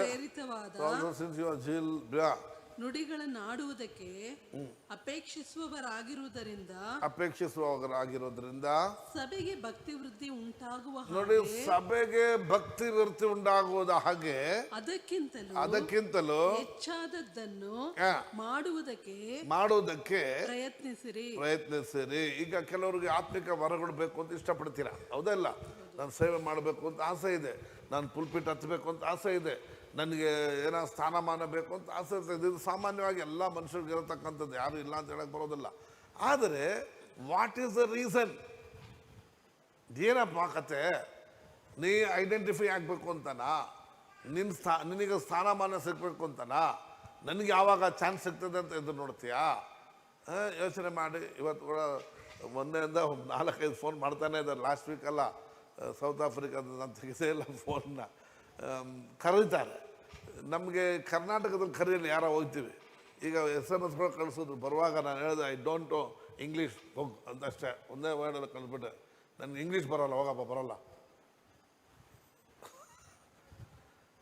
ವಾಟ್ ಈಸ್ ಇಂಟೆನ್ಷನ್ ಅಯ್ಯ? ಏನು ಇಂಟೆನ್ಷನ್? ದುಡ್ಡು ಸಂಪಾದನೆ ಮಾಡ್ಬೋದಾ ಅಥವಾ ಸೇವೆ ಮಾಡೋದಾ? ನೋಡಿ, ನಾಳೆ ಹೋಯ್ತೀನಿ, ತಿರ್ಗಾ ಬರ್ತೀನಿ, ತಿರ್ಗಾ ನಾಳಿದ್ದು ಹೋಯ್ತೀನಿ, ತಿರ್ಗಾ ಬರ್ತೀನಿ, ಬರೋದಿಲ್ಲ ಹಂಗೆ ಹೋಗ್ಬಿಡ್ತೀನಿ, ಬುಧವಾರ ಗುರುವಾರ ಬರ್ತೀನಿ, ತಿರ್ಗಾ ಹೋಗ್ತೀನಿ, ಹೀಗೆ ಕಂಟಿನ್ಯೂ ಕರ್ನಾಟಕದಲ್ಲೋ ಎಲ್ಲೋ ನಮ್ಮ ಇಂಡಿಯಾದಲ್ಲಿ ಕರೆದ್ರೆ ಓಡೋಗ್ತೀನಿ. ಯಾಕೆ? ಏನಾರು ನಮ್ಮಿಂದ ಮತ್ತೊಬ್ಬರಿಗೆ ಒಂದು ಪ್ರಯೋಜನ ಆಗತ್ತಾ? ಇರೋ ವಯಸ್ಸು ಗಟ್ಟಿಯಾಗಿದ್ದೀನಿ, ಈಗ ಮಾಡ್ಬಿಡೋದು. ಸ್ತೋತ್ರ ಮಲ್ಲೆಲೂಯ. 90 ವಯಸ್ಸು ಆದಮೇಲೆ ನಿಮ್ಮನ್ನು ಕಳಿಸೋದು. ನಾನು ಕೂತ್ಕೊಂಡಿಲ್ಲೇ ಈಗೆಲ್ಲ 95 ನೀವು ಹೋಗ್ಬಿಟ್ಟು ಪಾಪ ಅಂತ ಹೇಳೋದು. ಅಲ್ಲಿವರೆಗೂ ನಾವೇನು ಮಾಡಬೇಕು? ನಮಗಿರೋ ರಕ್ತ, ನಮಗಿರೋ ಶಕ್ತಿ ಉಪಯೋಗಿಸ್ಬಿಡ್ಬೇಕು ಯೇಸು ನಾಮದಲ್ಲಿ. ಪ್ರೈಸಲ್ಲ. ಪೌಲ್ ಹೇಳಿದಾಗ, ಸತ್ತರೆ ನನಗೆ ಲಾಭ, ಜೀವಾಗಿದ್ರೆ ನಿಮಗೆ ಲಾಭ. ಹಂಗೆ ಸ್ತೋತ್ರ. ಇಲ್ಲಿ ನಮಗೆ ಯಾರಿಗಾದ್ರೂ ಸ್ಪಿರಿಚುವಲ್ ಡಿಸೈರ್ ಇದೆಯಾ? ದೊಡ್ಡ ಸೇವಕರಾಗ್ಬಿಡ್ಬೇಕು, ನಾನು ಚೆನ್ನಾಗಿ ಪ್ರಸಂಗ ಮಾಡಬೇಕು, ಒಳ್ಳೆ ವರಗಳು ಆಪ್ರೇಟ್ ಆಗ್ಬೋದು, ಆಸೆ ಇಲ್ಲ ಯಾರಿಗೂ? ರೈಟ್. ಇಲ್ಲದೆ ಇದ್ರೆ ಪರವಾಗಿಲ್ಲ, ಇದ್ದರೆ ಅವ್ರಿಗೆ ಈ ಆಲೋಚನೆ ಹೇಳ್ತದೆ. ಇಲ್ಲದೆ ಇದ್ರೆ ಸುಮ್ಮನೆ ಹಂಗೆ ಕೂತೀರಿ, ಯಾವುದಕ್ಕೂ ಮುಂದೆ ಬರಬಾರ್ದು. 12ನೇ ವಚನ ಓದ್ಕೊಳ್ಳಿ. ಹಾಗೆಯೇ ನೀವು ಆತ್ಮ ಪ್ರೇರಿತರಾದ ನುಡಿಗಳನ್ನಾಡುವುದಕ್ಕೆ ಅಪೇಕ್ಷಿಸುವವರಾಗಿರುವುದರಿಂದ. ನೋಡಿ, ನುಡಿಗಳಾಡುವುದಕ್ಕೆ ಅಂತಿದೆ, ತಪ್ಪದು translation. So also you since your zeal of spiritual gifts, ವರಂಗಳೈ ನಾಡುಗರು ಎದುರು ನೋಡ್ತಾ ಇದ್ದೀರಿ. ನನಗೆ ಆತ್ಮಿಕ ವರ ಬರಬೇಕು, ಪವರ್ಫುಲ್ಲಾಗಿ ಯೂಸ್ ಆಗಿಬಿಡ್ಬೇಕು ಅಂತ ಆಸೆ ಪಡಲ್ಲ? ಒಂದು ವೇಳೆ ಆ ಥರ ಆಸೆ ಇದ್ರೆ ಸಭೆಗೆ ಅದು ಏನಕ್ಕೆ ಅಂತಂದ್ರೆ ಊಸುತ್ಕೊಂಬರಕ್ಕಲ್ಲ, ಸಭೆಗೆ ಏನಾಗಿರ್ಬೇಕು ಅದು ಭಕ್ತಿ ವೃದ್ಧಿ. ಇಲ್ಲಿ ತೋರ್ಸಿ ನಿನ್ನ ಬಂಡವಾಳ ಗೊತ್ತಾಗ್ಬಿಡ್ತದೆ ಯಾರು ಅಂತ ಹೇಳ್ಬಿಡ್ತಾರೆ ಜನ. ಕೂತ್ಕೊಳ್ಳಲೆ ಅಂದ್ಬಿಡ್ತಾರೆ. ಪ್ರಸಂಗ ಕೇಳ್ತಿದ್ದಾಗಲೇ ಆ ಕಡೆ ಈ ಕಡೆ ಹಿಂಗೆ ತಿರುಗ್ತಾ ಇದ್ದ, ತಿಳ್ಕೊ, ಸುಮ್ಮನೆ ಇತ್ಕೊಳಪ್ಪ, ಸಾಕು ನಿಲ್ಸಪ್ಪ ಅಂತ ಹೇಳ್ತಾರೆ ಅಂತ. ಅರ್ಥ ಆಯ್ತೇನಪ್ಪ? ತಮಾಷೆ ಅಲ್ಲ. ಕೆಳಗೆ ಕೈ ತಲೆ ಹಾಕ್ಬಿಟ್ಟು ಎತ್ತಳೋದಿಲ್ಲ ಒಬ್ಬೊಬ್ರು. ಹಾಗೆ ನಿಲ್ಸ್ಕಪ್ಪ ನಿನ್ನ ಭಾಷಣ ಅಂತ ಹೇಳ್ತಾರೆ ಅಂತ ಅರ್ಥ. ನೀನು ಅಲ್ಲಲ್ಲಿ ಕಿರ್ಚ ತಲೆ ಎಬ್ಬಿಸಕ್ಕೆ ಹೋಗ್ಬೇಡ. ಅವ್ರು ಸಾಕಪ್ಪ ನಿಲ್ಸು ಅಂತಾರೆ. ನೀನು ಕಿರ್ಚೋದ್ರಿಂದ ಕೋಪದಲ್ಲಿ ಬರ್ಕೊಂಡು ಸಾಯ್ತಾನಲ್ಲಪ್ಪ ಅಂತ ನೋಡ್ಕೊಳಪ್ಪ ಮುಖಾನ ಅಂತ ಹಂಗೆ ತಲೆ ಇಟ್ಟಿರ್ತಾರೆ. ಅರ್ಥ ಆಯ್ತು? ಗೊತ್ತಿಲ್ಲ ಈ ಭಾಷೆ ಅಲ್ಲ ನಿಮಗೆ, ಕಲಿತೀರ ಇನ್ನು ಮುಂದೆ. ಆದ ಕಾರಣ ಫಸ್ಟ್ ಆಫ್ ಆಲ್ ನಿನಗಿರತಕ್ಕ ಗಿಫ್ಟನ್ನು ಸಭೆ ಪ್ರಯೋಜನಕ್ಕಾಗಿ ಏನಾರು ಮಾಡು. ನಿನ್ನ ಪ್ರಯೋಜನಕ್ಕಾಗಿ ಮಾಡ್ಕೊಳಬೇಡ. ಸಭೆಯಲ್ಲಿರತಕ್ಕ ಜನರ ಅಗತ್ಯಗಳನ್ನು, ಯವನಸ್ಥರು, ಹುಡುಗಿರು, ವಯಸ್ಸಾದವರು ಎಲ್ಲರ ಅಗತ್ಯಗಳನ್ನು ಏನು ಮಾಡು ನೀನು, ಅವ್ರಿಗೆ ಸೇವೆ ಮಾಡೋ ಕಲಿ. ಆಗ ಅವರು ಖಂಡಿತವಾಗಿ ನಿನ್ನ ಭಾಷೆ ಒಂದು ಕೂಡ ಬಿಡಲ್ಲ, ಅವ್ರು ಚಕ್ಕಂತ ಹಿಡ್ಕೊಂತಾರೆ. ಯಾಕೆ? ಅವ್ರು ನಿನ್ನನ್ನು ಅಂಗೀಕಾರ ಮಾಡ್ಕೊಂಡ್ಮೇಲೆ ನಿನ್ನ ಪ್ರಸಂಗನ ಕೂಡ ಅಂಗೀಕಾರ ಮಾಡ್ಕೊತಾರೆ. ಪ್ರೈಸಲ್ಲ. ಸೊ ನಿನ್ನನ್ನು ಅಂಗೀಕಾರ ಮಾಡ್ಕೊಬೇಕಾದ್ರೆ we have to be a servant. ಕೆಲಸ ಮಾಡೋರಾಗಿರ್ಬೇಕು. ಪ್ರೋತ್ಸಾಹ ಪಡಿಸು, ಎಂಕರೇಜ್ ಮಾಡು, ಗೇಲಿ ಮಾಡಬೇಡ, ತಮಾಷೆ ಮಾಡ್ತಾ ಇರಬೇಡ, ಯಾವಾಗಲೂ ಕಂಡಮ್ ಮಾಡ್ತಾ ಇರಬೇಡ, ಜನರನ್ನ ಕೆಳಗೆ ಹಾಕೋಕ್ಕೆ ಪ್ರಯತ್ನ ಪಡಬೇಡ. ವೀಕ್ ಆಗಿದ್ದಾರೆ ಅವ್ರನ್ನ ಪ್ರೋತ್ಸಾಹ ಪಡಿಸು. ತಮಾಷೆ ಮಾತಾಡೋ ತಪ್ಪೇನಿಲ್ಲ, ಅದನ್ನು ಕಂಡಮ್ ಮಾಡಿ ಅವರು ಅದ್ರ ವಿಷಯದಲ್ಲಿ ಇದು ಮಾಡೋಕ್ಕೆ ಪ್ರಯತ್ನ ಪಡಬೇಡ. ಪ್ರೋತ್ಸಾಹ ಪಡಿಸು, ಎಂಕರೇಜ್ ಮಾಡು. 1 ಸತಿ ಇಲ್ಲ 100 ಸತಿ ಮಾಡು. ಬಿಟ್ಟಿದ್ದು ದೇವ್ರು ಬಿಟ್ಟಿದ್ದು. Praise the Lord. So keep on doing it. ನೀವು ಮಾಡ್ತಾನೇ ಇರಿ. ಒಂದು ದಿನ ಅವ್ರು ಯೋಚನೆ ಮಾಡ್ಕೊತಾರೆ, ಇವರಿಂದ ನಾನು ಪ್ರೋತ್ಸಾಹವನ್ನು ಹೊಂದಿದ್ದೇನೆ ಎಂಬುದಾಗ. ಮಾತ್ರ ಅಲ್ಲ, ದೇವರು ನಿನ್ನ ಲೆವೆಲ್ನ ಕೂಡ ಇನ್ಕ್ರೀಸ್ ಮಾಡ್ತಾ ಇರ್ತಾರೆ ಆಟೋಮೆಟಿಕ್ಕಾಗಿ. ಯಾಕೆ? 1 ತಾಲಂತು ಉಳ್ಳ 2 ತಾಲಂತು ಎಷ್ಟು ಮಾಡ್ದ? 4 ಮಾಡ್ದ. 5 ಇದ್ದವನು ಎಷ್ಟು ಮಾಡ್ದ? 1 ಇದ್ದವನು ಏನು ಮಾಡ್ದ? ಈಗ ನೀನು ಏನು ಮಾಡಿದೆ ಅಂತ ನೀನು ಯೋಚನೆ ಮಾಡ್ಕೊ. If you are applicably encouraging others, ಮತ್ತೊಬ್ಬರನ್ನ ಮಾಡಿ ಎಂಕರೇಜ್ ಮಾಡ್ತಾ ಇದ್ದರೆ ಹೆಚ್ಚು ಜನನ ಎಂಕರೇಜ್ ಮಾಡೋಕ್ಕೆ ದೇವರು ಏನು ಮಾಡ್ತಾರೆ? ನಿನ್ನನ್ನು ಉಪಯೋಗಿಸ್ಕೊಳ್ತಕ್ಕಂಥ ಪುಲ್ಪಿಟನ್ನು ದಯಮಾಡಿ ನಾನು ಇಲ್ಲಿವರೆಗೂ ಹೇಳ್ತೀನಿ, ದೇವ್ರ ಸಮ್ಮುಖದಲ್ಲಿ ನಿಂತು ಹೇಳ್ತೀನಿ, ನಾನು ಆಸೆ ಪಟ್ಟವನಲ್ಲ. ಇಲ್ಲಿಯವರೆಗೂ ಶಕೀನಾ ಚರ್ಚಲ್ಲಿ ಕಣ್ಣು ಒಂದು 2-3 ಪ್ರಸಂಗ ಮಾಡಿರ್ಬೇಕು ನೋಡಿ. ಇವತ್ತು ಕೂಡ ನನಗೆ ಆಸೆ ಇಲ್ಲ. ಅದಕ್ಕಿಂತಲೂ ಟಾಪ್ ಮೋಸ್ಟ್ ಸ್ಟೇಜ್ಗಳನ್ನ ಹತ್ಬಿಟ್ಟಿದ್ದೀನಿ. ಬಟ್ ನಮಗೆ ಸ್ಟೇಜ್ ಅಲ್ಲ ಮುಖ್ಯ. ಐ ವಾಂಟ್ ಇಂಡಿವಿಜುವಲ್ ಪರ್ಸನ್ ಒಬ್ಬನಿದ್ರೂ ಕೂಡ ಅವರೊಳಗೆ ದೇವ್ರನ್ನ ಏನಾರು ಇಟ್ಟಿದ್ರೆ ಅದನ್ನು ಹಾಕೋಕ್ಕೆ ನಾನೇನು ಮಾಡ್ತೇನೆ? ಟೈಮ್ ಸ್ಪೆಂಡ್ ಮಾಡ್ತೇನೆ. ಅದಾಯ್ತಾ? ಅದಕ್ಕೋಸ್ಕರ ಇದು ನಮಗೆ ಕೊಡಲ್ಪಟ್ಟ ವರದ ಉದ್ದೇಶ. ವರದಿಂದ ನನಗೆ ಲಾಭ ಅಲ್ಲ, ವರದಿಂದ ಸಭೆಗೆ ಲಾಭ. ಅದು ಯಾವುದಕ್ಕೆ ಲಾಭ ಆಗಿರಬೇಕು? ಸಭೆಗೆ ಎಲ್ಲ ನಿಮ್ಮ ಇಂಟೆನ್ಷನ್ಸ್ ಎಲ್ಲ ಚೆನ್ನಾಗಿ ಜ್ಞಾಪಕ ಇಟ್ಕೊಳ್ಳಿ. ಸೇವೆ ಎಲ್ಲವೂ ಕೂಡ ಯಾವುದನ್ನು ಆಧಾರ ಮಾಡಿಕೊಂಡಿರುವಂಥದ್ದು ಸಭೆ ಸಭೆ ಸಭೆ. 5 ವಿಧವಾದ ಸೇವೆ, 9 ವಿಧವಾದ ಫಲ, 9 ವಿಧವಾದ ವರಗಳು ಎಲ್ಲವೂ ಸಭೆಯ ಭಕ್ತಿವೃತ್ತಿಗಾಗಿ ಕೊಡಲ್ಪಟ್ಟಿರುವಂಥದ್ದು. ಗೊತ್ತಾಯ್ತಾ?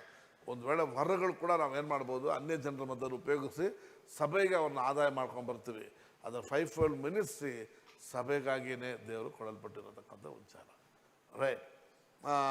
ಗಲಾತ್ಯರ 6ನೇ ಅಧ್ಯಾಯ 10ನೇ ವಚನ ಓದ್ಕೊಳ್ಳೋಣ.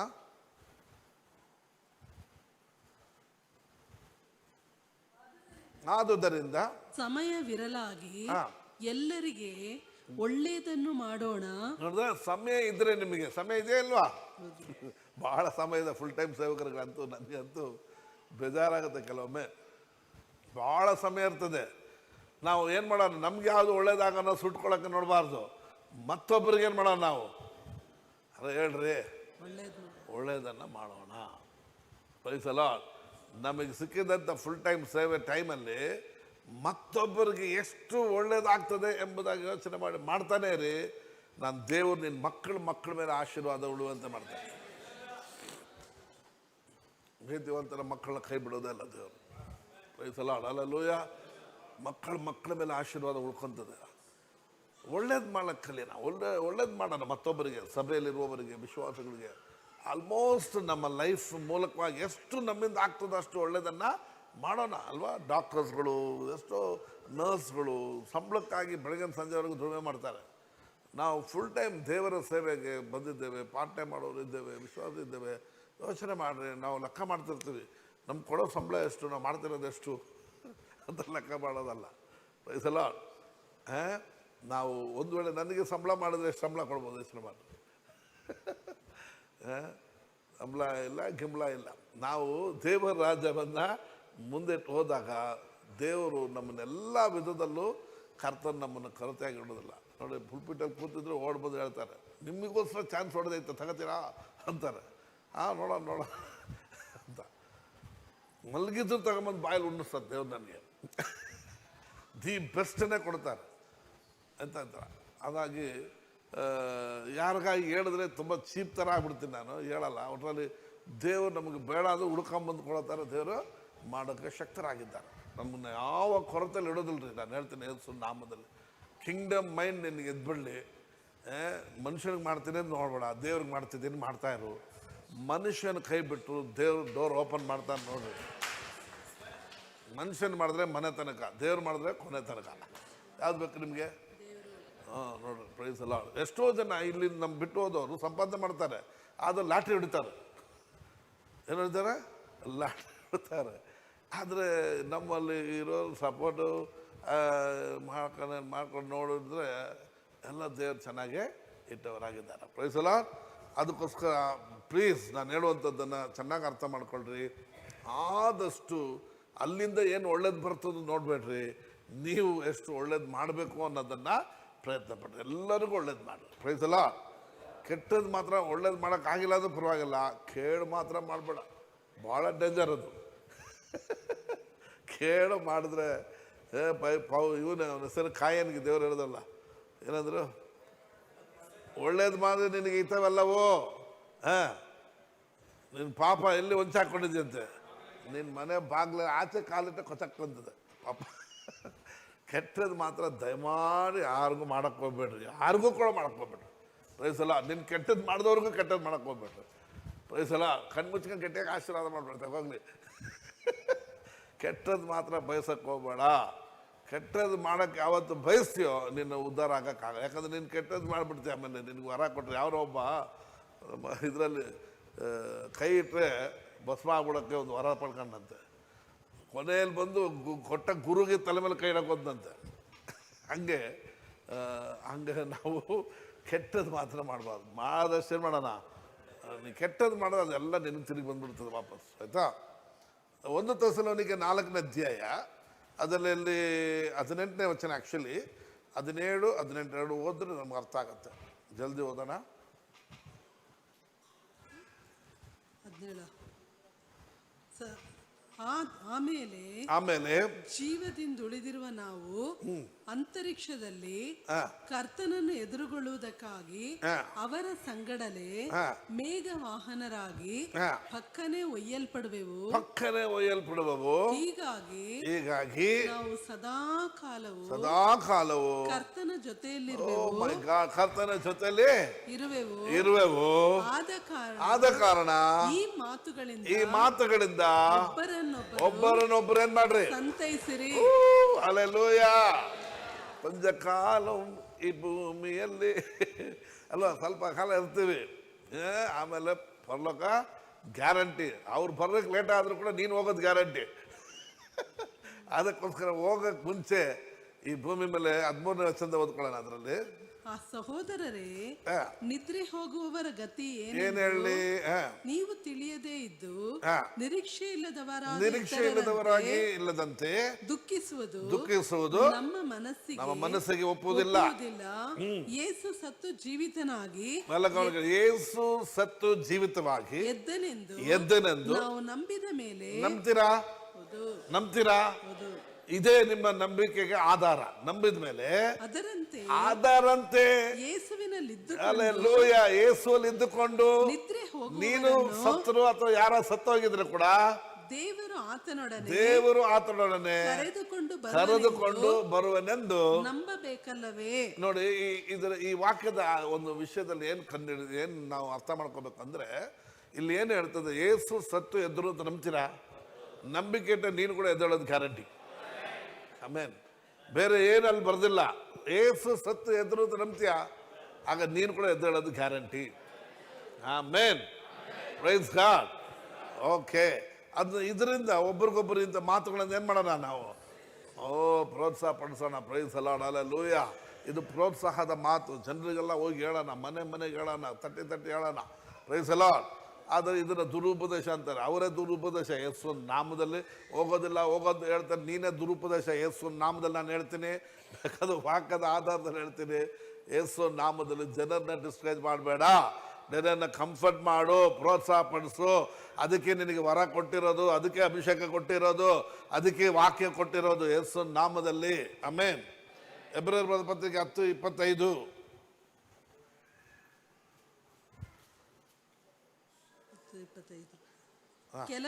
ಕೆಲವರು ಸಭೆಯಾಗಿ ಕೂಡಿಕೊಳ್ಳುವುದನ್ನು ಕೆಲವರು ಏನ್ ಮಾಡ್ತಾರೆ, ರೂಢಿಯಾಗಿ ಹೇಳದಲ್ಲ ಬಿಟ್ಬಿಟ್ಟಿರ್ತಾರೆ. ನಾವು ಬಿಟ್ಟು ಬಿಡದೆ ಒಬ್ಬರನ್ನೊಬ್ಬರು ಏನ್ ಮಾಡೋಣ, ಎಚ್ಚರಿಸೋಣ. ಕರ್ತನ ಪ್ರತ್ಯಕ್ಷತೆ ದಿನವೂ ಸಮೀಪಿಸುತ್ತಾ ಬರುತ್ತಾನೆ ಇದ್ದು ನೀವು ನೋಡೋದ್ರಿಂದ ಇದನ್ನು ಮತ್ತಷ್ಟು ಮಾಡಿರಿ. ಇದನ್ನ ಏನ್ ಮಾಡ್ಬೇಕಂತೆ, ನಾಳೆಯಿಂದ ಇವತ್ತು ರಾತ್ರಿ ಸೂರಜ್ ಕಡೆ ಹೋಗಿ, ಜನರು ಯಾರು ಬಂದಿಲ್ಲ ನೋಡ್ಬಿಟ್ಟಪ್ಪ, ಯಾಕೆ ಬಂದಿಲ್ಲ, ಕತೆ ದೇವರು ಬರೋಣ ತುಂಬ ಹತ್ರದಲ್ಲಿದೆ. ಹಾಗಾಗಿ ಆದಷ್ಟು ನಾವೇನು ಮಾಡೋಣ, ನಾವು ಈ ವಿಷಯವನ್ನು ಮತ್ತೊಬ್ಬರಿಗೆ ನಾವು ಹೋಗಿ ಹೇಳ್ತಾನೆ ಇರೋಣ. Praise the lord. ಹಲ್ಲೆಲೂಯಾ. ಕರ್ತನು ಬರೋಣ ತುಂಬ ಹತ್ರ ಇರೋದ್ರಿಂದ ಸಭೆ ಕೂಡಿ ಬರೋನ್ನ ಅನೇಕರು ಬಿಟ್ಟು ಬಿಡುವ ಹಾಗೆ ನೀವೇನು ಮಾಡಬೇಡ್ರಿ, ಬಿಟ್ಟು ಬಿಡಬೇಡಿ. ಯಾಕಂದರೆ ಸಭೆ ಕೂಡಿ ಬರುವಾಗ ನಾವು ಭಕ್ತಿ ವಿರಕ್ತಿ ಆಗ್ತೇವೆ. ಭಕ್ತಿ ವಿರಕ್ತಿ ಆಗುವಂಥ ಸಮಯದಲ್ಲಿ ನಮ್ಮ ಭಕ್ತಿಯು ಮತ್ತೊಬ್ಬರಿಗೂ ಪ್ರಯೋಜನವಾಗಿರತಕ್ಕದಾಗಿರ್ತದೆ. ಮತ್ತೊಬ್ಬರಿಗೆ ಪ್ರಯೋಜನವಾಗಿರೋದು ಮಾತ್ರವಲ್ಲದೆ ಅದಕ್ಕೆ ಪ್ರತಿಫಲನೂ ಪರಲೋಕದಲ್ಲಿ ನಮಗೆ ಸಿಗ್ತದೆ. Praise the lord. Hallelujah. Right. ಸಮಯ ಒಂದು ನಿಮಿಷ ತಗೋತೇನೆ. 1 ಕೊರಿಂಥ್ಯ 1ನೇ ಅಧ್ಯಾಯ 26 ಮತ್ತು 27ನೇ ವಚನ.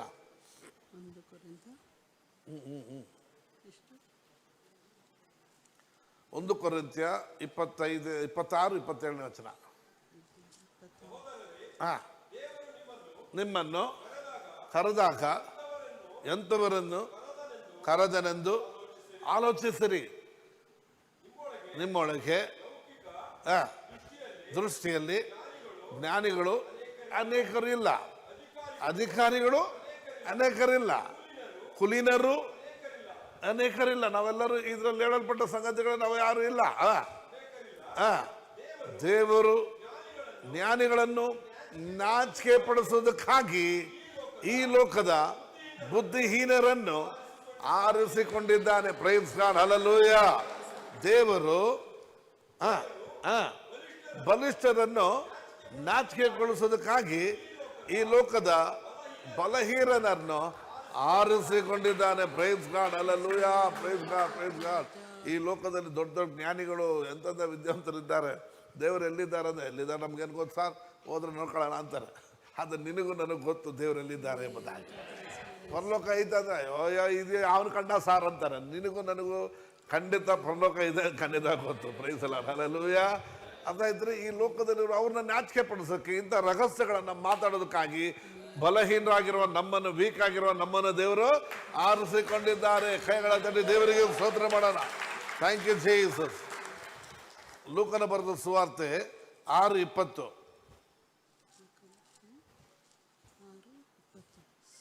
ಆತನು ತನ್ನ ಶಿಷ್ಯರ ಕಡೆಗೆ ಕಣ್ಣೆತ್ತಿ ನೋಡಿ ಹೇಳಿದ್ದೇನೆಂದರೆ, ಬಡವರಾದ ನೀವು ಧನ್ಯರು, ಬಡವರಾದ ನೀವು ಧನ್ಯರು, ದೇವರ ರಾಜ್ಯವು ದೇವರ ರಾಜ್ಯದ ಯಾರ್ದಂತೆ ನಿಮ್ಮದೇ ನಿಮ್ಮದೇ ಎಂಬುದಾಗಿ ಹೇಳಿದ್ರು. ಬಡವರು ಅಂತಂದ್ರೆ ಆತ್ಮೀಯವಾಗಿ ಬಡತನದಲ್ಲಿ ಎದುರು ನೋಡತಕ್ಕಂಥ ನೀವುಗಳೇನಾಗಿದ್ದೀರಿ, ನೀವು ಧನ್ಯರೇ. ನೀವೇನಾಗಿದ್ದೀರಿ, ನೀವು ಪರಲೋಕ ರಾಜ್ಯ ಯಾರ್ದು ನಿಮ್ಮದೇ. ಅದ ಬಡವರು ಅಂದ್ರೆ ಶ್ರೀಮಂತದಲ್ಲ ಪರಲೋಕ ರಾಜ್ಯ ಇಲ್ಲ ಅಂತ ತಿಳ್ಕೊಂಬೇಡ್ರಿ.